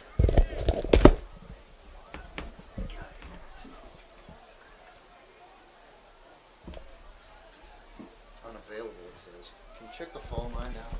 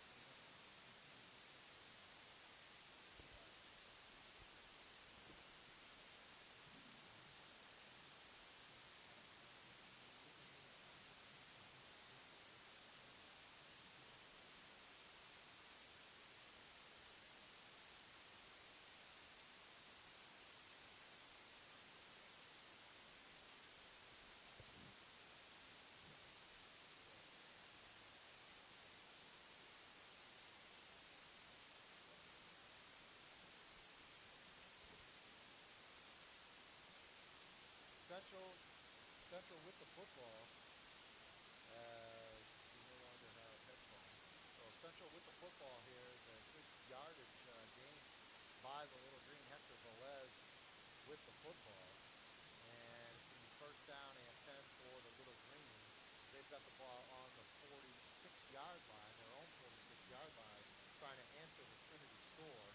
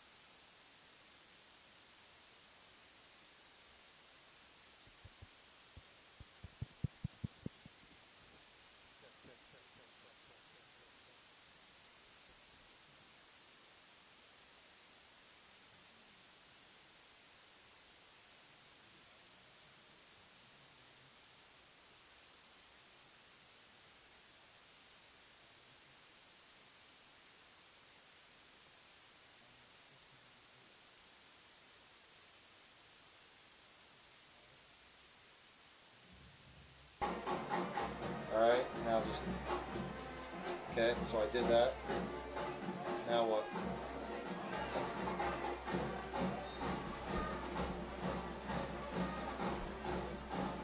Let's see the display, yep. Oh yeah, that seems better. You got it? Check, check, check, check, check, check. Okay, here we go. Okay. Dave, can you hear me? Can you hear me? Okay. I think we got it. It wasn't our fault, just something crazy. 13 seconds.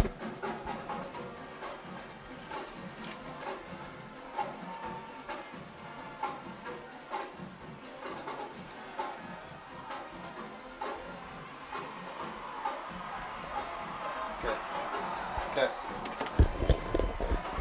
As we come back from a little technical difficulty there, Central has driven the ball all the way down inside the 10-yard line. Nice pass play from Riley Cody to David Weekly, the running back, who took a screen pass from the 29 down to about the 9-yard line, so call it a 20-yard gain for the Little Green, and they're knocking on the door here to tie this one up. It's 14-7, Trinity up on Central by a touchdown with about 7 minutes left to go in the third quarter, as Cody has two receivers to his right, one to the left.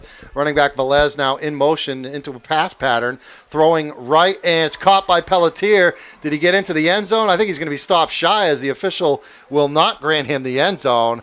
So a little bit shy of the touchdown. So that's going to be second down and goal from inside the one, just barely inside the one. Pelletier just offers such a big target at about 6'3". Yeah, and that was a great throw right there. The story of this game defensively for Trinity is they can't stop Central from throwing the ball. I've got Cody for 15 for 19 right now for 190 yards. So he's able to get the ball out. He's getting time to throw. And actually, when they put pressure on him, he's been able to avoid that pressure and throw the ball. Down at the one now, though. Second down and goal from the one. Velez is the running back. He's got the fullback Slingsby in front of him. The I formation, as now a delay of game call against Central. So when you're sitting second and goal from the one, then you get a delay of game. Coaches love that. Yeah, I'm sure they do. After about 12 games, he's still doing that. And Cody's a senior. He's got to know better than that. So that'll move him back 5 yards to the 6. But with the playbook that Central has and the balance they have run pass, I mean, it's not a crusher of a penalty, but no. You'd obviously rather be on the 1 than the 6. Cody back to pass, throws it, caught by Pelletier, and he's into the end zone for a touchdown as he caught it short of the goal line and then just turned and dragged the defender, Austin Chambers, into the end zone, and Central is back within 1, 14-13. He looked at him the entire way, and they set him out there. They didn't have safety help. It was one-on-one coverage. Pelletier's as good as any wide receiver in New Hampshire. You go to him on that. Great play. So here comes Kerrigan, the left-footed kicker, on for Central, trying to tie the game with 6:06 left to play. Here's the snap, and it's a flag down, as that's probably going against Trinity, as I think they might have been offsides on that play. That's the second touchdown pass of the day for Troy Pelletier. Yeah, we have the highlight of the one from the first half. We'll play it for you after the point after kick. That was a thing of beauty. That was different than the one that they just did, where that previous one, which ended up tying the game, he just floated it right down the right sideline, and Pelletier went up and used his athleticism to go get it. Yeah, as soon as he saw he was in single coverage on the outside, Cody went right to him, stared him right down, threw the ball. So here comes Kerrigan's kick, and it is up, and it is good, as Central has tied the game once again, 14-14 the score. And there's 6:06 left to play in the third quarter, and we got ourselves a ball game. Both teams on their first possession of the third quarter able to drive the ball down the field, although Trinity had a lot shorter of a field to work with because they did an onside kick coming out of halftime, and they were able to gain possession of that, and then they went down and scored on the touchdown pass from Gian Petruzzi to Thoreau, and then another connection from Cody to Travis Pelletier for the second time of the day. Here's what it sounded like when they hooked up for that first touchdown back in the second quarter.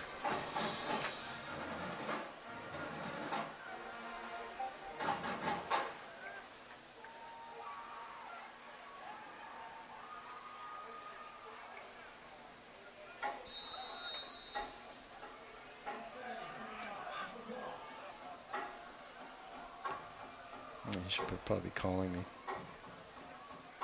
That was probably dumb.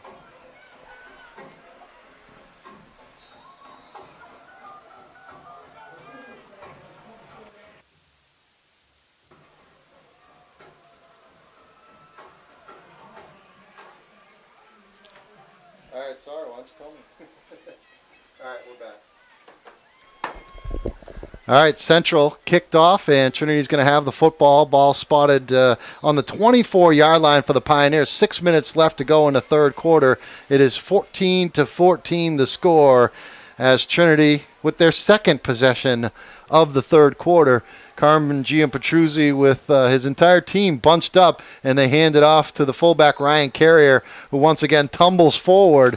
He takes the fullback dive play really literally, as when he gets the ball, he just kind of dives forward, and he was able to get 3 yards on that play. Got a quick score update. Portsmouth with a 21-8 lead over Dover. Dover driving now, and Dover obviously 2 wins the entire season. They obviously one of the weaker Dover teams in the past, but that's a good game on the Seacoast. Do you have a network of reporters around the state, or are you just following this on Twitter? I have my spies. Here's Masuku with a handoff, breaks ahead for a first down up near the 40-yard line as he was running to the left, and a nice run by Romeo Masuku, and that was a 13-yard gain for Romeo, and a first down for Trinity.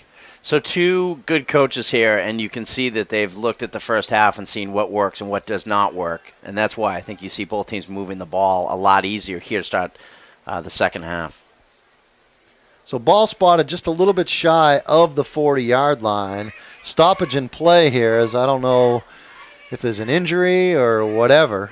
There is an injury. A Central player, it looks like, is down on the far sideline. Do not know who it is, but he is laying down on the ground just past the 43-yard line on the Trinity sideline, and he's getting some medical attention right now.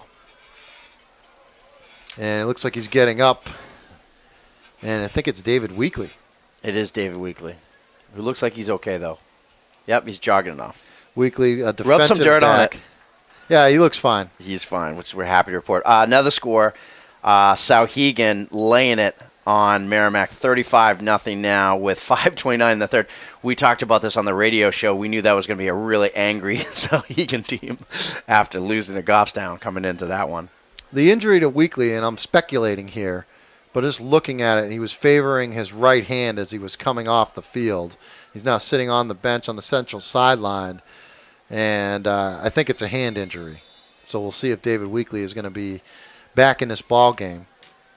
But Trinity has the football, 1st and 10 from just inside their own 40-yard line. Again, a bunch formation for the Pioneers. Here's another pitch to Masuku running left again. He's got some yardage across midfield. And he loses the football, and Central's got it. But they're going to say it's down. The official says it was down. That was down by contact, and the ball popped loose when he hit the turf. And they're running Mizuko off left tackle. That's the adjustment. And he's gotten about over 20 yards in his last 2 carries doing that. So, again, you see the Pioneer, Steve Burns' staff, has seen something there, and it's working for him early. Now, by your count, what do you have Masuku at? I got Mizuko at 51 yards right now on 10 carries. So he's out there in the double wing along with Austin Chambers. Ryan Carrier is the fullback. Giampetruzzi back to pass over the middle. Ball is batted up in the air by Thoreau and incomplete as Velez was in the vicinity, as was Julio Rincon. And also Dan Pasquale for Central, as that was on the money, but Thoreau just couldn't come up with it. Central linebackers have been good in coverage. They're on those. It's on the outside that Trinity's been able to make some plays. But when they go down the middle, up the seam, the linebackers have played well for Central. Trinity coming to the line. It's 2nd down and 10, ball in the Central 48. Is this a later arriving crowd? It seems even bigger now. They usually leave early. Some people, well, I don't know if you know, and there's a handoff to Masuku inside the 45 down to the 44, so a gain of about 4. All of a sudden, there's just a lot of people here. Well, if you don't know the tradition here in Manchester, let me help you out. See that place over there? And I'm pointing to Sweeney Post, the American Legion Post. Yes. Which is right across the street from Gill Stadium. Tradition here is to do a little pregame, if you know what I'm talking about, at Sweeney Post. I think I do. As a Notre Dame fan, you know a little bit about pregame. They do the pregame at Sweeney Post, a little Bloody Mary breakfast, if you will, and then come over here. But also, I mean, I think because of the fact that it's a tight ball game, that people are staying later. Usually as the game goes on, there's an central player down while the stoppage in play. The crowd usually kind of filters out. So for sure, kind of a strange atmosphere. I think the temperature plays into it too. Yeah. A lot of times when you're freezing your butt off sitting in the stands or wherever, you're going to leave a little bit early, but you got a good football game and you got good temperatures, so why not stick around? Yeah. Hey, I'm a Guilford kid. I got to learn about these Manchester things. Guilford does not play a Thanksgiving Day game? No, we just started football a few years ago. They're already in basketball practice. Division 3 and 4 started last week. I think you're already in basketball mode. For about a quarter and a half. No, I'm not, but it ends there. Hey, I got my postseason awards out. Tomorrow, by the way, like quick plug here, tomorrow we'll have on the site the Division 1 and Division 2 postseason awards, and John Kesty's Oscar-winning season highlight video will be on the site tomorrow. So you get the best plays of the season from all the games that we covered all over New Hampshire. So that's always really popular. And that's nhsportspage.com. nhsportspage.com. So the injured Central player is Zach Lansing, or is it Riley Hoffman? Central, it's hard to see the numbers. It's either 78 or 79. I think you had it right. It's obviously a leg injury because he is holding his left leg up as he's being helped off by a couple of his teammates, Andrew Slingsby and Jacob Byron. Trinity with the football, 3rd down and 10. Actually, it's shorter than that. It's about 3rd down and 6 as they give to Chambers, and Chambers is going to be met in the backfield by Velez and Pelletier and a couple other Central defenders, and he is gang tackled, taken down for a loss. Well, I guess they're not going to spot him for a loss. They're going to give him forward progress, but he might have lost a couple of inches. Still going to be 4th down, ball on the 44-yard line. They need to get it to the 38, so 6 yards for a 1st down. And we'll see if they go for it, if they punt it away. It was 79, Zach Lansing, who was a freshman. Seeing some time, and he is a big boy. Yeah. Here's Jim Petruzzi, back to pass, rolling left. Man, it was complete. It was complete. Brad Rhodes dropped it. Would have been a 1st down. He was standing on the 35-yard line, and it is Masuko. That's the second time that Mizuko has literally had the ball in his hands and just dropped it. And by the way, there was no one within 10 yards of him. And that's why he's a running back, been converted to a running back and not a receiver anymore. Exactly. He should be a defensive back. So that's going to be a turnover on downs for Trinity. So Central will take over. 3:25 left to go in the 3rd quarter. Ball on the 44 for Central. Now they are minus David Weekley. He went out with a hand injury, and he's got his helmet off on the sideline, close to Coach Ray, Ryan Ray from Central. I don't know if he's going to be back in this football game. So Velez will be the primary ball carrier, and you got to think the arm of Riley Cody is going to play a big role here. Here's a handoff, of course, to the fullback Slingsby, and he gets to the 45 and not much more as Masuku was there for Trinity. And I'm going to guess Ryan Carrier, number 24. Oh, that's Thoreau, number 24, not number 44. They've got Pelletier actually on the sideline looking at defensive, looking at a board of plays that Trinity's running. He's obviously a two-way player for these guys, but he's not even in on the first 2 downs here, and he's their best wide receiver. They got Marcus Joseph at one receiver to the far right. The other receiver is Abe Madra. They got the running back Velez behind him. Slingsby, the fullback, offset to the left. Here's Cody back to pass, looking right, complete. And that's going to be a short gain across the 50, though, into Trinity territory, short of the 1st down. And the receiver was Joseph. Marcus Joseph, Jr., for the Little Green. And that'll bring up 3rd and short, 3rd and 4. And just going back to what we've talked about a few times, we talked about Mizuko dropping 2 passes. Again, when you don't throw the ball, you're not used to catching the ball in game situations. That's what happens. Cody back to pass. Little pressure from Talon. Talon's going to wrap him up. Got him this time. And he got taken down right at the line of scrimmage. So I don't know if technically he might have made it forward a little bit across the line of scrimmage. So I don't think that one's a sack for Talon, but you'll take it just the same, and Central's going to have to punt. Talon's been great. He's gotten into the backfield a few times. Again, if he had wrapped up Cody, he'd probably have 3-4 sacks today, but that time he did finish him off.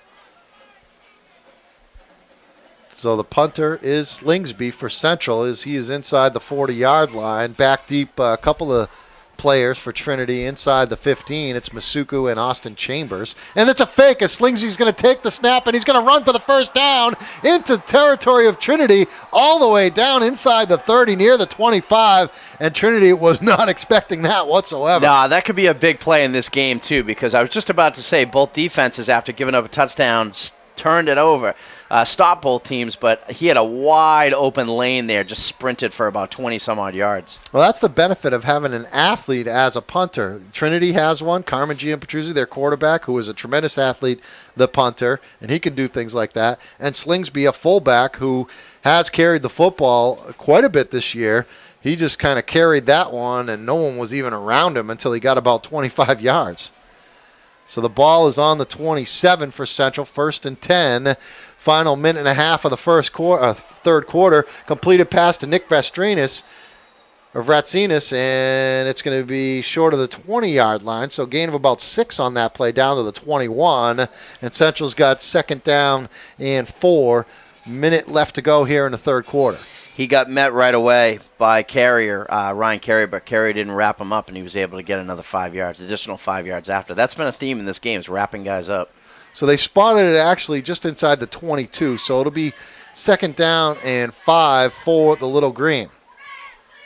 On the Trinity 22, final 45 seconds of the third quarter.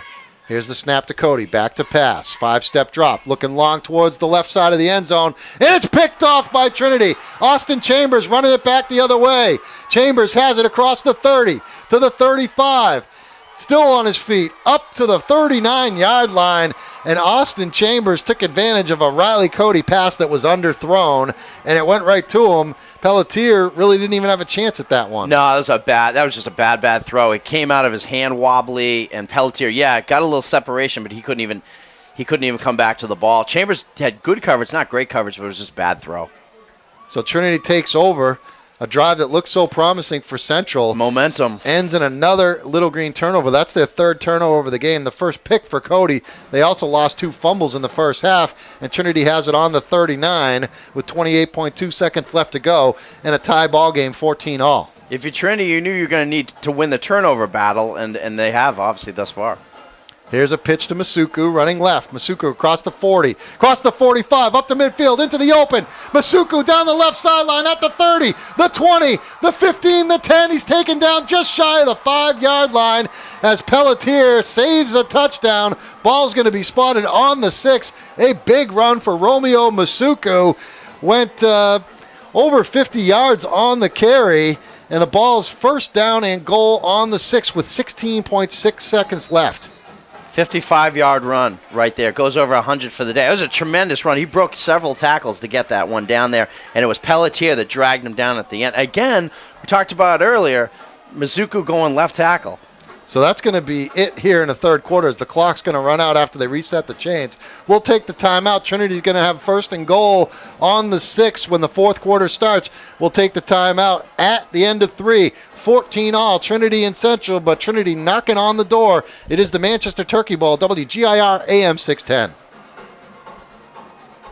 Fourth quarter on the 6-yard line. We are tied at 14, Central and Trinity.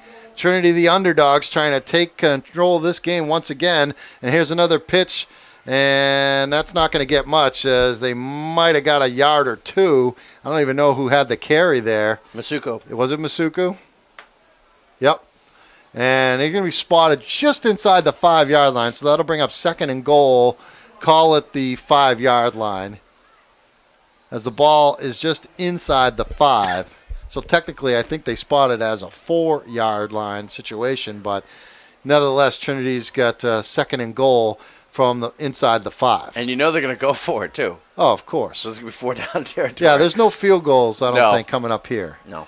Here's Gian Petruzzi. He's got Carrier, the fullback, behind him. Masuku in motion. Gian Petruzzi rolling to his right. Throws it. Caught.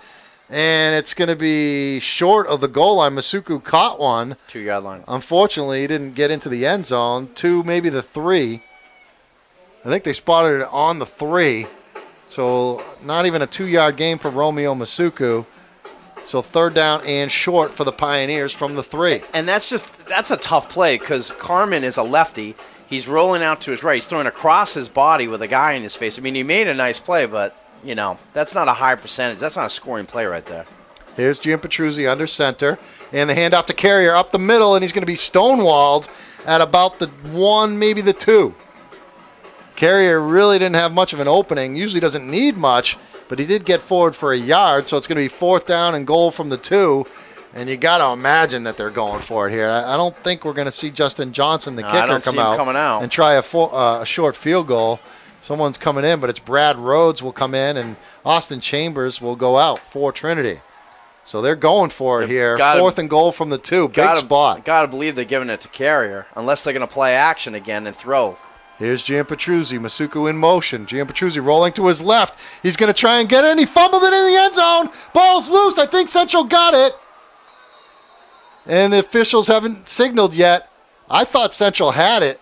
I thought Trinity had it. It rolled right to a Trinity kid, but then they jumped on him, and the ball went loose again. Still no declaration. Trinity says touchdown, but the officials are the important ones here.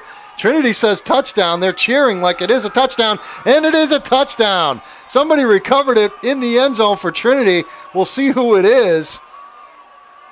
Is that Tal? No, it's Landry, number 54. Ian Landry recovers it in the end zone for a touchdown, comes away limping.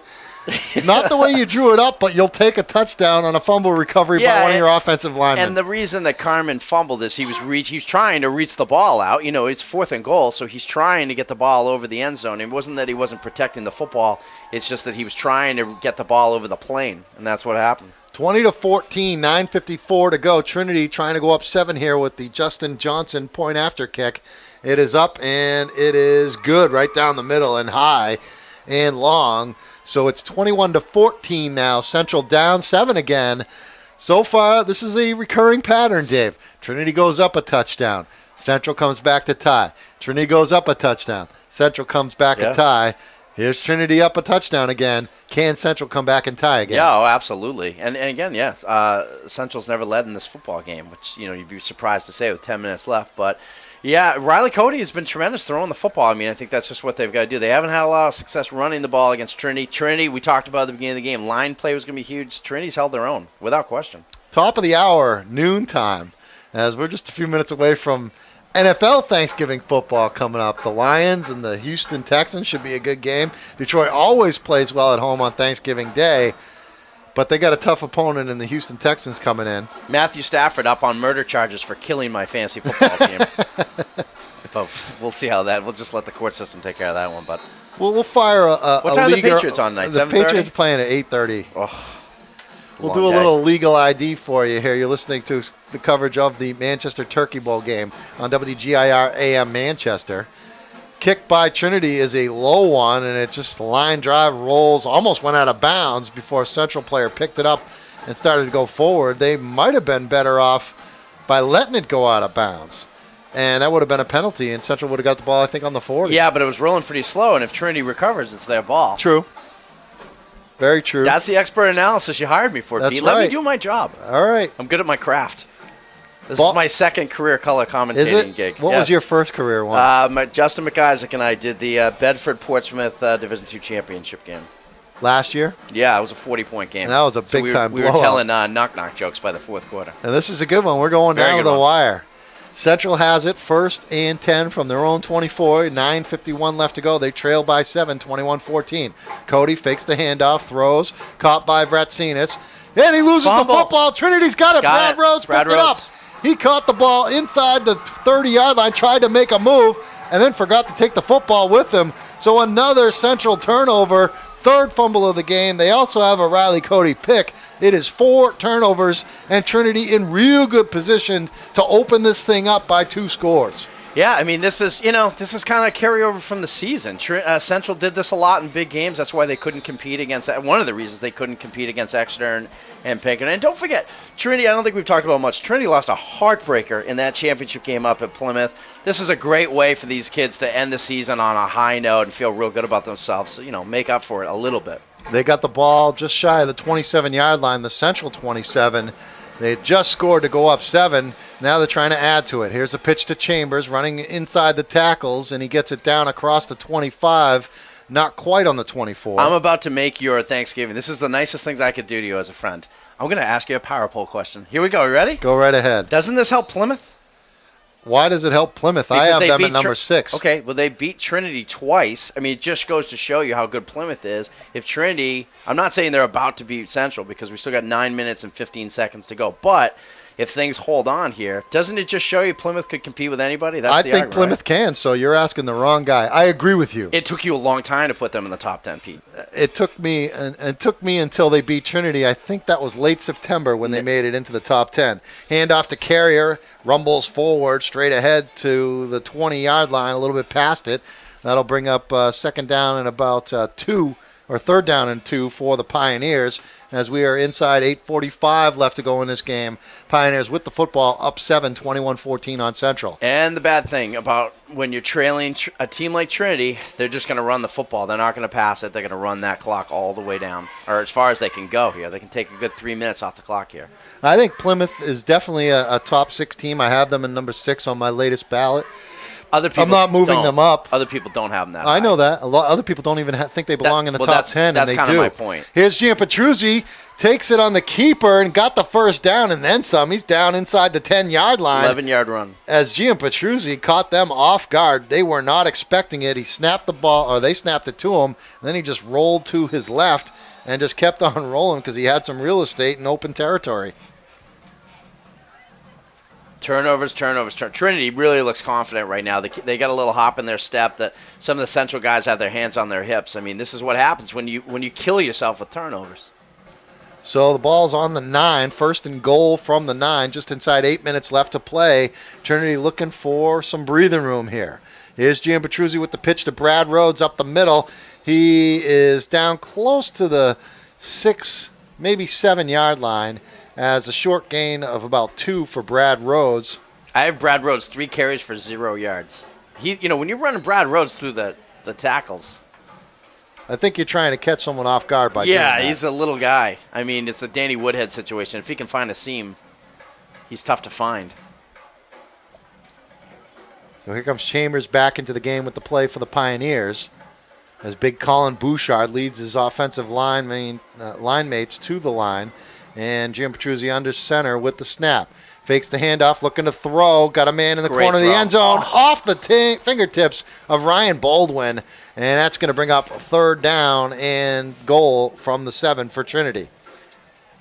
Carmen needs to start a passing camp in his backyard this year. I don't know how big Carmen's backyard is, but he's Well, they got the Auburn Pits, one of the sponsors of our games, and they have this huge backyard where you go and have fun in the summertime, horseshoes and volleyball, and they do all kinds of functions and stuff like that. They could do them right there in the backyard at the Auburn Pits. Carmen's putting the ball right on guys' hands here, and he's 6 for 13. It's not his fault.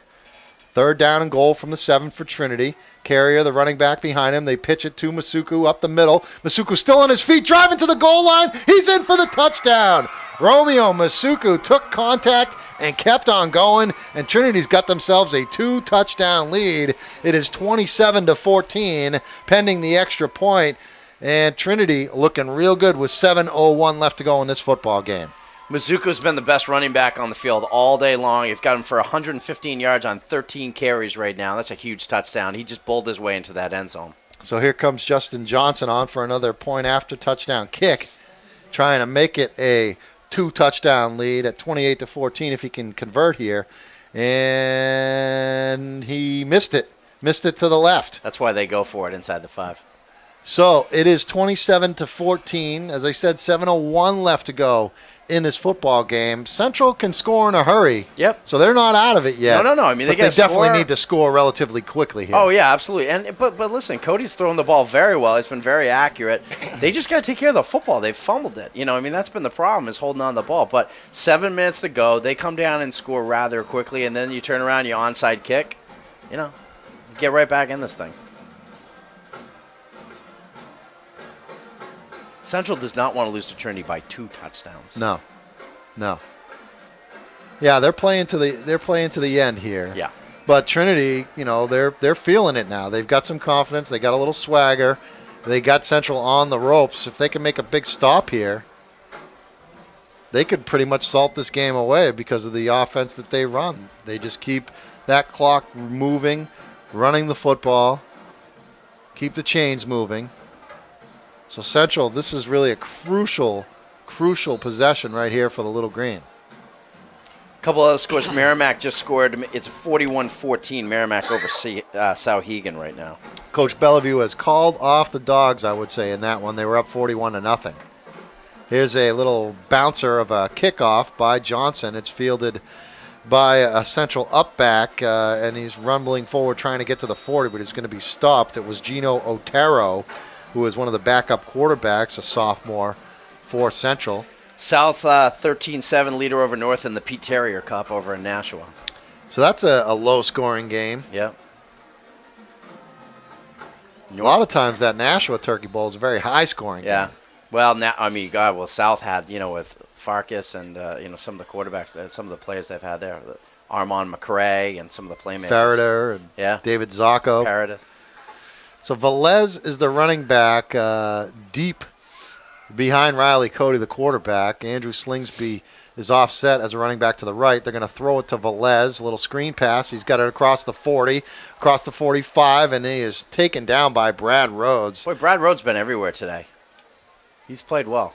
So a good gain by Central on first down of 8 yards on the pass play from Cody to Velez. It's going to bring up 2nd down and 2. Ball in the 46. They need to get it to the 48 for a first down. Looking at the clock, 6:30 left to go on the clock running. Central down by 2 touchdowns, but Trinity did just miss the extra point, so it's 27-14.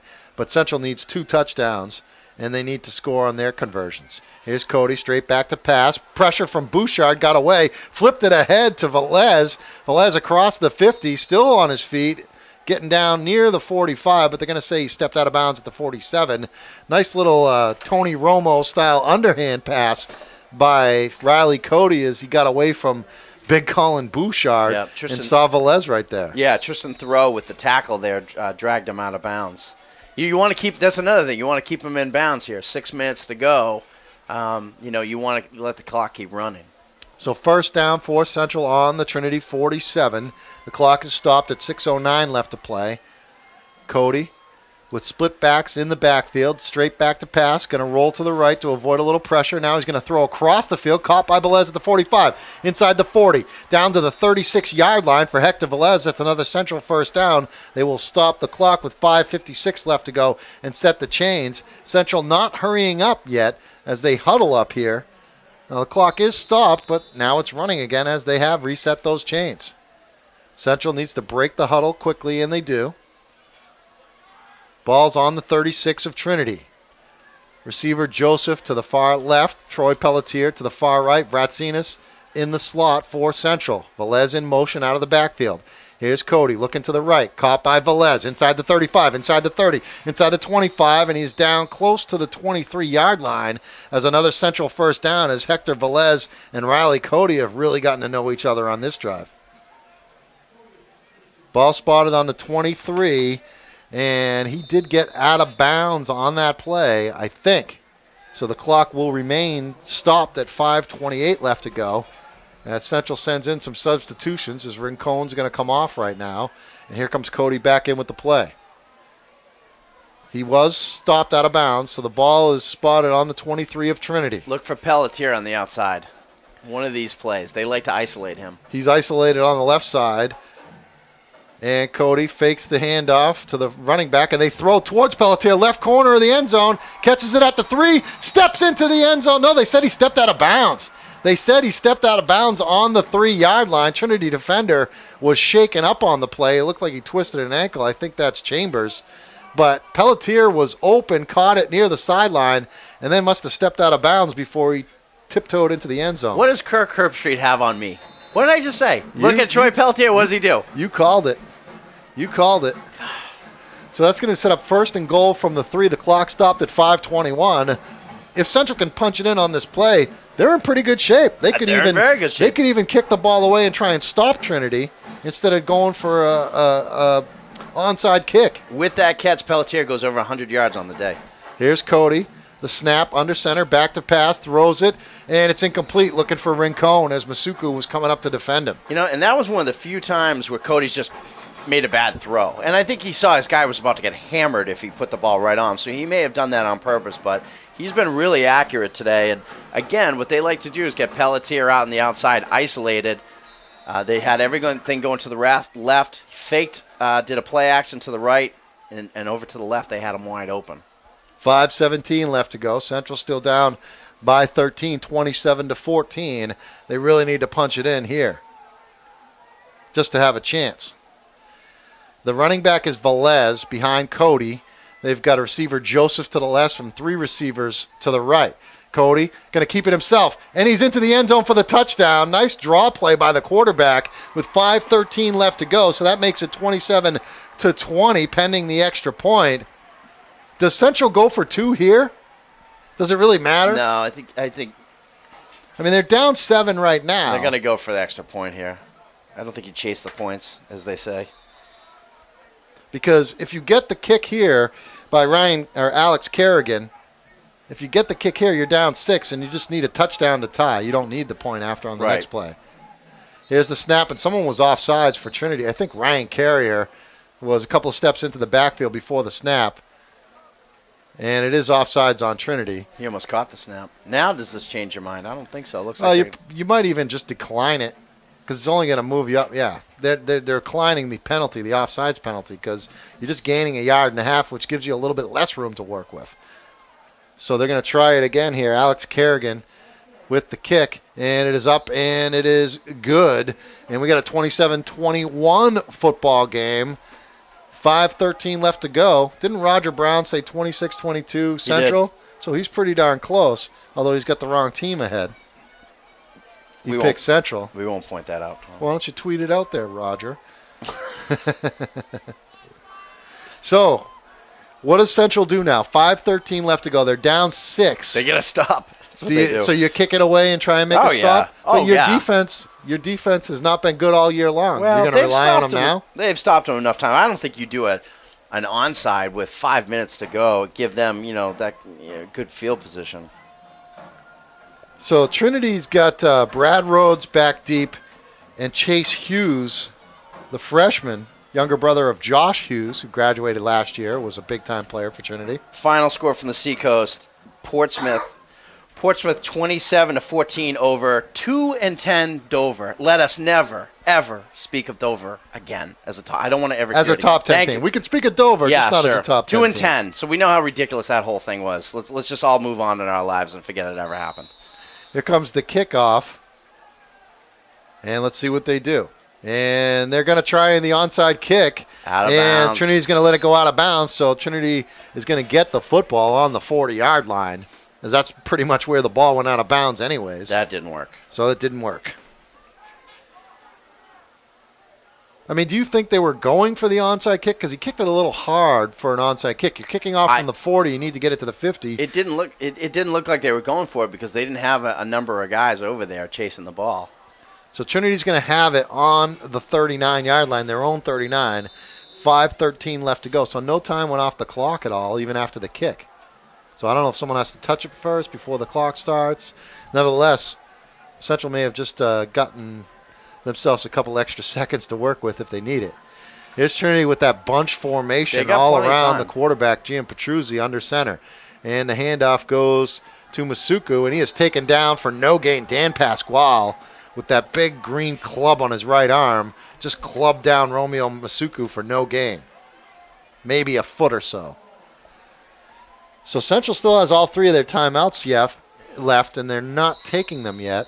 We still got, 4 minutes, Plenty. 50 seconds in the clock Yeah. going here. They got plenty of time. You're right. They need to stop here. Trinity's going to try and burn as much clock as they possibly can, but they certainly want to pick up a first down. But Central's just going to take their chances here with this defense that really has failed them most of the year, especially against good teams. 4.5 left to go. Here's the pitch to Carrier, or the handoff to the fullback, and he falls forward for a couple more yards. So that ball's going to be on the 42, so it's 3rd down and 7. 4 minutes, 20 seconds, and the clock's still ticking here. Central really needs a stop on 3rd down. Yeah, and they've, even if they don't, they've got plenty of time here with 4 minutes left. They can move the ball quickly. Cody can air the ball out 40, 50 yards. 4 minutes left to go in this football game. Trinity holding on to a 6-point lead, 27-21. They got the football facing 3rd and long. Here's the snap to Gianpetruzzi. He's back to pass, looking to throw. Middle of the field. Caught by Thoreau. First down. Across the 40-yard line into Central territory, down to the 37-yard line. And that was a huge first down pass pickup by Carmen Gianpetruzzi and Justin Thoreau. They had the coverage there, but it was a great play by Thoreau to catch that ball in traffic. And just a bullet by Gianpetruzzi. And it's holding against Central. There was a flag down, but they're going to decline that penalty. It's a big play. Because they got the first down. As that went for 21 yards. And a first down, a huge first down. So Central's now going to have to start using their timeouts, you would think. 3:44 on the clock now, back running. Trinity in Central territory on the 37. Time is on their side. Central does have all 3 timeouts left, but Central definitely has to make some stops. Yeah, that was a huge play right there. They would have got the ball back with 3.5 minutes left. Got to stop him here. Here's Gianpetruzzi under center, and he's going to keep it himself, and he's going to be taken down after a short 2, maybe 3-yard gain. Look for everything between the tackles because they don't want to even get bounced outside and get pushed out of bounds. They want to keep running that clock and make Central use their timeouts, which they just did. Just use their first. So Central does, I thought the official, as he called timeout, he turned around and faced Trinity as if he was going to say timeout Trinity. Yeah, no. And then he did a pirouette and said it was Central that called the timeout. So 3:12 left to go. 27-21 is the score. Central hoping that they can make a stop here, as it's going to be 2nd down and 7 for the Pioneers. Ball just inside the 35-yard line. The spot that they need to get to is just past the 33. So between the 33 and the 32-yard line for a first down. And Central's hoping that they can make these stops on these next couple of plays. You got to imagine if they don't, that Trinity's going to go for it on 4th down, maybe just trying to end it here and there and have Central burn up all their timeouts. They're going to make them burn all their timeouts is exactly what they're going to do. They want to make sure that when and if Central gets the ball back, they don't have any timeouts to play with. Dave, you see the trophy, the I do. city championship trophy there right above home plate on the Gill Stadium field. You got to go all the way back to 1991, the last time Central wasn't in a Turkey Bowl game. And that's when Trinity beat Memorial 28-16. Central, they've been in 28 Turkey Bowls, including this year. Here's a handoff to Masuku, and Masuku may have just picked up the first down as he ran left, and he got it inside the 30. Ball's right around the 32. I think he got the first down. He did get the first down and another timeout by Central. So now they're down to 1 timeout. And now it's a fresh set of downs for Trinity. So Trinity's doing exactly what they've got to do to win this football game. Look at Steve Burns, your buddy from college at Keene State, just running out onto the field. Buddy, he's all pumped up. He used to call technical fouls on me when I was playing winning intramural basketball games. Come on.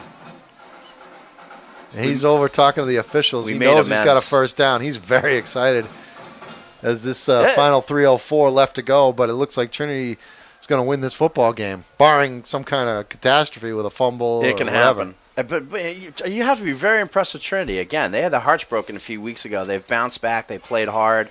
Central's given them everything that they have today. But I think you just see that Trinity's the more disciplined football team this season. Trinity has played in now 14 Turkey Bowls, hoping to improve their record to 9-5 overall. West has been in the Turkey Bowl 15 times, but not lately. And Memorial, they've been in there 7 times and haven't won 1 Turkey Bowl. Yeah. That's kind of surprising. Yeah. Memorial, especially in the early days had some decent teams. Memorial had a real good team last year. Didn't get here, but they had a good team last year. 1st and 10 from the 27 for Trinity. Carmen Giampatruzzi going to carry it himself. He's up the middle inside the 20 as he has found room with that little spinning running play. And Central's going to call their final timeout of the ball game.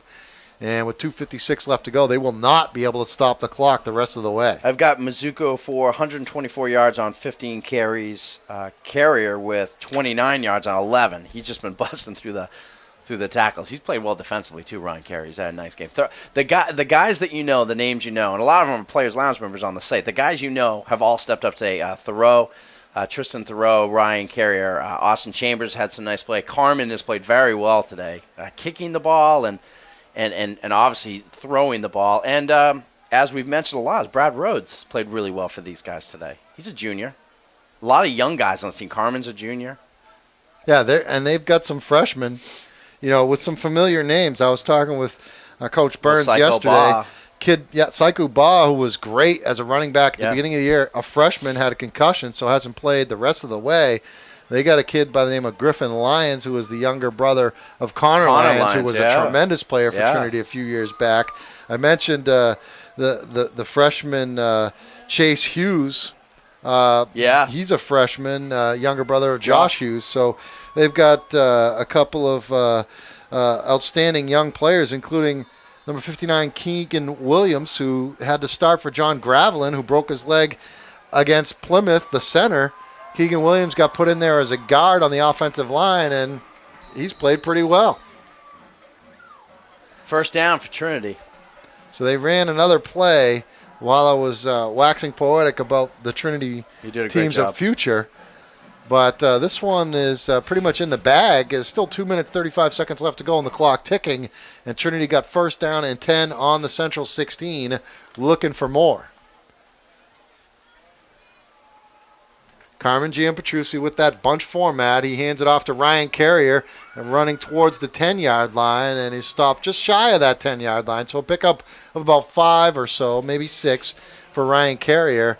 And the clock continues to wind down. We're coming up on 2 minutes left to go. Trinity in command of this one, up 6, 27-21, on top of favored Manchester Central, Division 4 team, looking to put the finishing touches on the Division I Central Little Green. So 2nd down and 4 for Trinity as they're back to the line of scrimmage. Hughes is the fullback behind Carmen Giampatruzzi. Austin Chambers in motion. They give it to Hughes. Someone lost a helmet on the offensive line. Big Colin Bouchard lost a helmet. Ryan Carrier forward for a couple of yards. And he's got it inside the 8-yard line, so that'll bring up 3rd down and short. But more importantly for the Pioneers, less than 1:30 left to go on the clock running. And you can see some of the crowd is starting to run away towards their Thanksgiving turkey back tables. To the Legion. Back to the Sweeney Post. Hey, I want to take the opportunity to thank our sponsors for the game, Guardian Mortgage, Joe Moriarty and Guardian Mortgage. Trinity football player that has since graduated, CJ Moriarty, and he's still supporting the program. We really appreciate it, Joe. Also want to thank Scott Dunn from the New Hampshire State Liquor Commission Division of Enforcement and the Buyers Beware program. Scott Dunn, also a Trinity alum, a hockey player. So we want to thank Scott and the New Hampshire State Liquor Commission Division of Enforcement and that Buyers Beware program for sponsoring the game and the New Hampshire High School Football Show. Also want to thank Carmen Giampatruzzi, Big G. The Big owner Carmen. of Auburn Pitts Bar and Grill. Great spot, just 10 minutes away from Manchester, right across the line. If We're you going to go have some team through meetings over Wellington there. Hill, we got to do some team meetings there. Congratulations to Carmen and his son Carmen for winning the Turkey Bowl here, as they're going to take a knee here, and I don't know if they're going to have to run another play. And I also want to thank Trinity High School and the Trinity Football Foundation for putting their support towards our broadcast on WGIR, and they were rewarded for their support by a city championship here Karma. in Turkey Bowl 2012, as they will not run another play. Still 15 seconds left to go on the clock winding down, but the Trinity Pioneers, Dave Haley, have certainly earned this victory, and they will win it 27-21 over Central. Took care of the football, and they were able to play equal on the lines all day, and they took better care of the football. And no first-team All-State basketball players. Pelletier, Giampatruzzi, were injured today. Everyone leaves healthy. That's what we want, Pete Terrier. We got to take a timeout. We'll come back and we'll have some thoughts on this. We'll play you some of the highlights, and we'll just do a little recap on this victory by Trinity over Manchester Central in the Turkey Bowl. Division 4 beats Division 1, 27-21. Trinity wins it. You listen to it on WGIR AM 610. Reception from Carmen Giampetruzzi, and that one came after Trinity surprised Central coming out of the locker room, Dave. Pete Terrier and Dave Haley from NHSportsPage.com on the broadcast, and that coming out of the halftime, the onside kick caught Central totally off guard. Trinity had it. A couple of plays later, they were in the end zone. They were back up on top. And I thought that really set the tone for the second half of the Pioneers. Yeah, absolutely. And Central had been moving the ball, and it had a little bit of rhythm to their offense, and that kind of and all of a sudden they're back on the sidelines with Trinity with the football. And as far as Trinity being able to answer Central's answer, that was huge in this game as well. Every time Trinity would go up, Central would come back and tie the game, and then Trinity would have another answer after that. And then obviously after they scored that go-ahead touchdown to put them up 21-14, then the turnover by Central, and then Trinity scored another touchdown and put themselves in a position where Central just couldn't come back. They couldn't make the plays to get back. I mean, every time Central had a couple of big drives stopped by turnovers, and Trinity took care of the ball. I mean, it was that simple. And right now they're celebrating. Andrew Lauderdale's down there, a former player who's now on the UNH football team. A bunch of people celebrating with the trophy down there. Not hard to pick him out. About 6'7" out of a crowd. 6'7" now. All right, those guys. We'll take one more time out, come back with some final thoughts. We'll get some final stats by Dave Haley's count. Good job on the stats today. We'll see. Hey, look. There's no official stats, so we're going with these. Also want to thank Adam Furious, our producer, back at the station for doing a great job as the crowd files out, potentially listening to us on the radio. It was a great football game here. Trinity wins it 27-21. They are the city champions in Manchester for the first time since 1997. When John Volosky and company beat Central 13-12. That was when Trinity was still in Division 1 back in 1997. We'll take a timeout, come back, wrap this thing up. Trinity wins it over Central 27-21 on WGIR AM 610. Touchdown run came after a Central turnover, and Trinity wins it in the Turkey Bowl 27-21 over Manchester Central. We just saw some of the post-game stuff happening on the field. And Steve Burns, the rookie head coach of the Trinity Pioneers, wins the city championship, doing something that no coach in recent Trinity football has been able to do. So congratulations to Coach Steve Burns, and he just gave a real impassioned speech with the trophy in his hand when he had his teammate all huddled up on the field. Got to be a great feeling for Coach Burns and that entire Trinity football community. Yeah, I mean, a lot of people talk about how much these games really mean and how hard the kids are really going. I mean, there's no question today. These teams were going 100%, and you see how much it means. These Trinity kids, they're around, not like they won the state title, but right underneath it. I mean, they are fired up. Guys are hugging each other. There's alumni here. So this is a big win for these guys. You got some final numbers by your count on how this thing went down. I know that obviously Trinity needed to run the football to keep Central off the field, and Central kind of helped them with their turnovers, 4 of them. But certainly Trinity did a good job running that offense today. Yeah, I had Romeo Mizuku for 130 yards on 16 carries. Obviously, the huge run there in the second half. Carmen was 7 of 14 passing for 88 yards and a touchdown. And frankly, if guys could hold on the ball, he probably would have been 10 of 14 for about 140 yards. They had some big drops, but in the end, it didn't cost them the game. How about for Central? Riley Cody had a good game. Running the football, not so much for the Central Little Green. I know Weekly got hurt late in that second half, or sometime in the second half, early in the second half. Velez really didn't do a whole lot. They had much success throwing the football. Pelletier had a big game, and Rincon had some catches. But other than that, Central really didn't have that balance on offense. No, their longest run of the day was the fake punt by Andrew Slingsby, which went for 26 yards. That was their longest play, running the ball. But Cody was very good. He was 24-29 for 260 yards. Had a big interception, but also had a couple touchdown throws to Troy Pelletier. He played very well, but so you'd look at those numbers and say, how did Central lose? If he played that well and had that high of a completion percentage, turnovers. 4 of them, 3 fumbles and an interception by Riley Cody, and that interception was kind of a backbreaker too because they were in striking distance and they were throwing it towards the end zone. The ball was underthrown, and a good job by Chambers picking that one off and taking it back the other way for a decent return. So congratulations once again to Trinity. Take nothing away from Manchester Central. They didn't have the type of year that they expected to have, that they wanted to have, but I think they're going to give all the credit in the world that Trinity was a better football team, and they deserve this win in the city championship in Manchester. Yeah, no, absolutely. And I thought Romeo Mizuku was the best running back on the field by far, and he really turned it on second half of the year. He was tremendous. And that big run there at the end, he knocked off a couple guys getting his way down towards the end zone. All right, want to thank everybody who helped us as a part of this. I actually want to say a shout-out to Roger Graham Mason from the Manchester Parks and Rec Department, who did a good job kind of coordinating us in the setup, logistical part of the broadcast, our engineering team at Clear Channel Radio in New Hampshire, our producer Adam Furious for doing a great job back at the studio, for you, Dave Haley. Don't forget this one, if you want to watch this thing, you can go on the website, nhsportspage.com. The sights and sounds of this Turkey Bowl broadcast through our voices and the video footage provided by John Kesty of nhsportspage.com. You can check it out and watch it over the course of your long holiday weekend.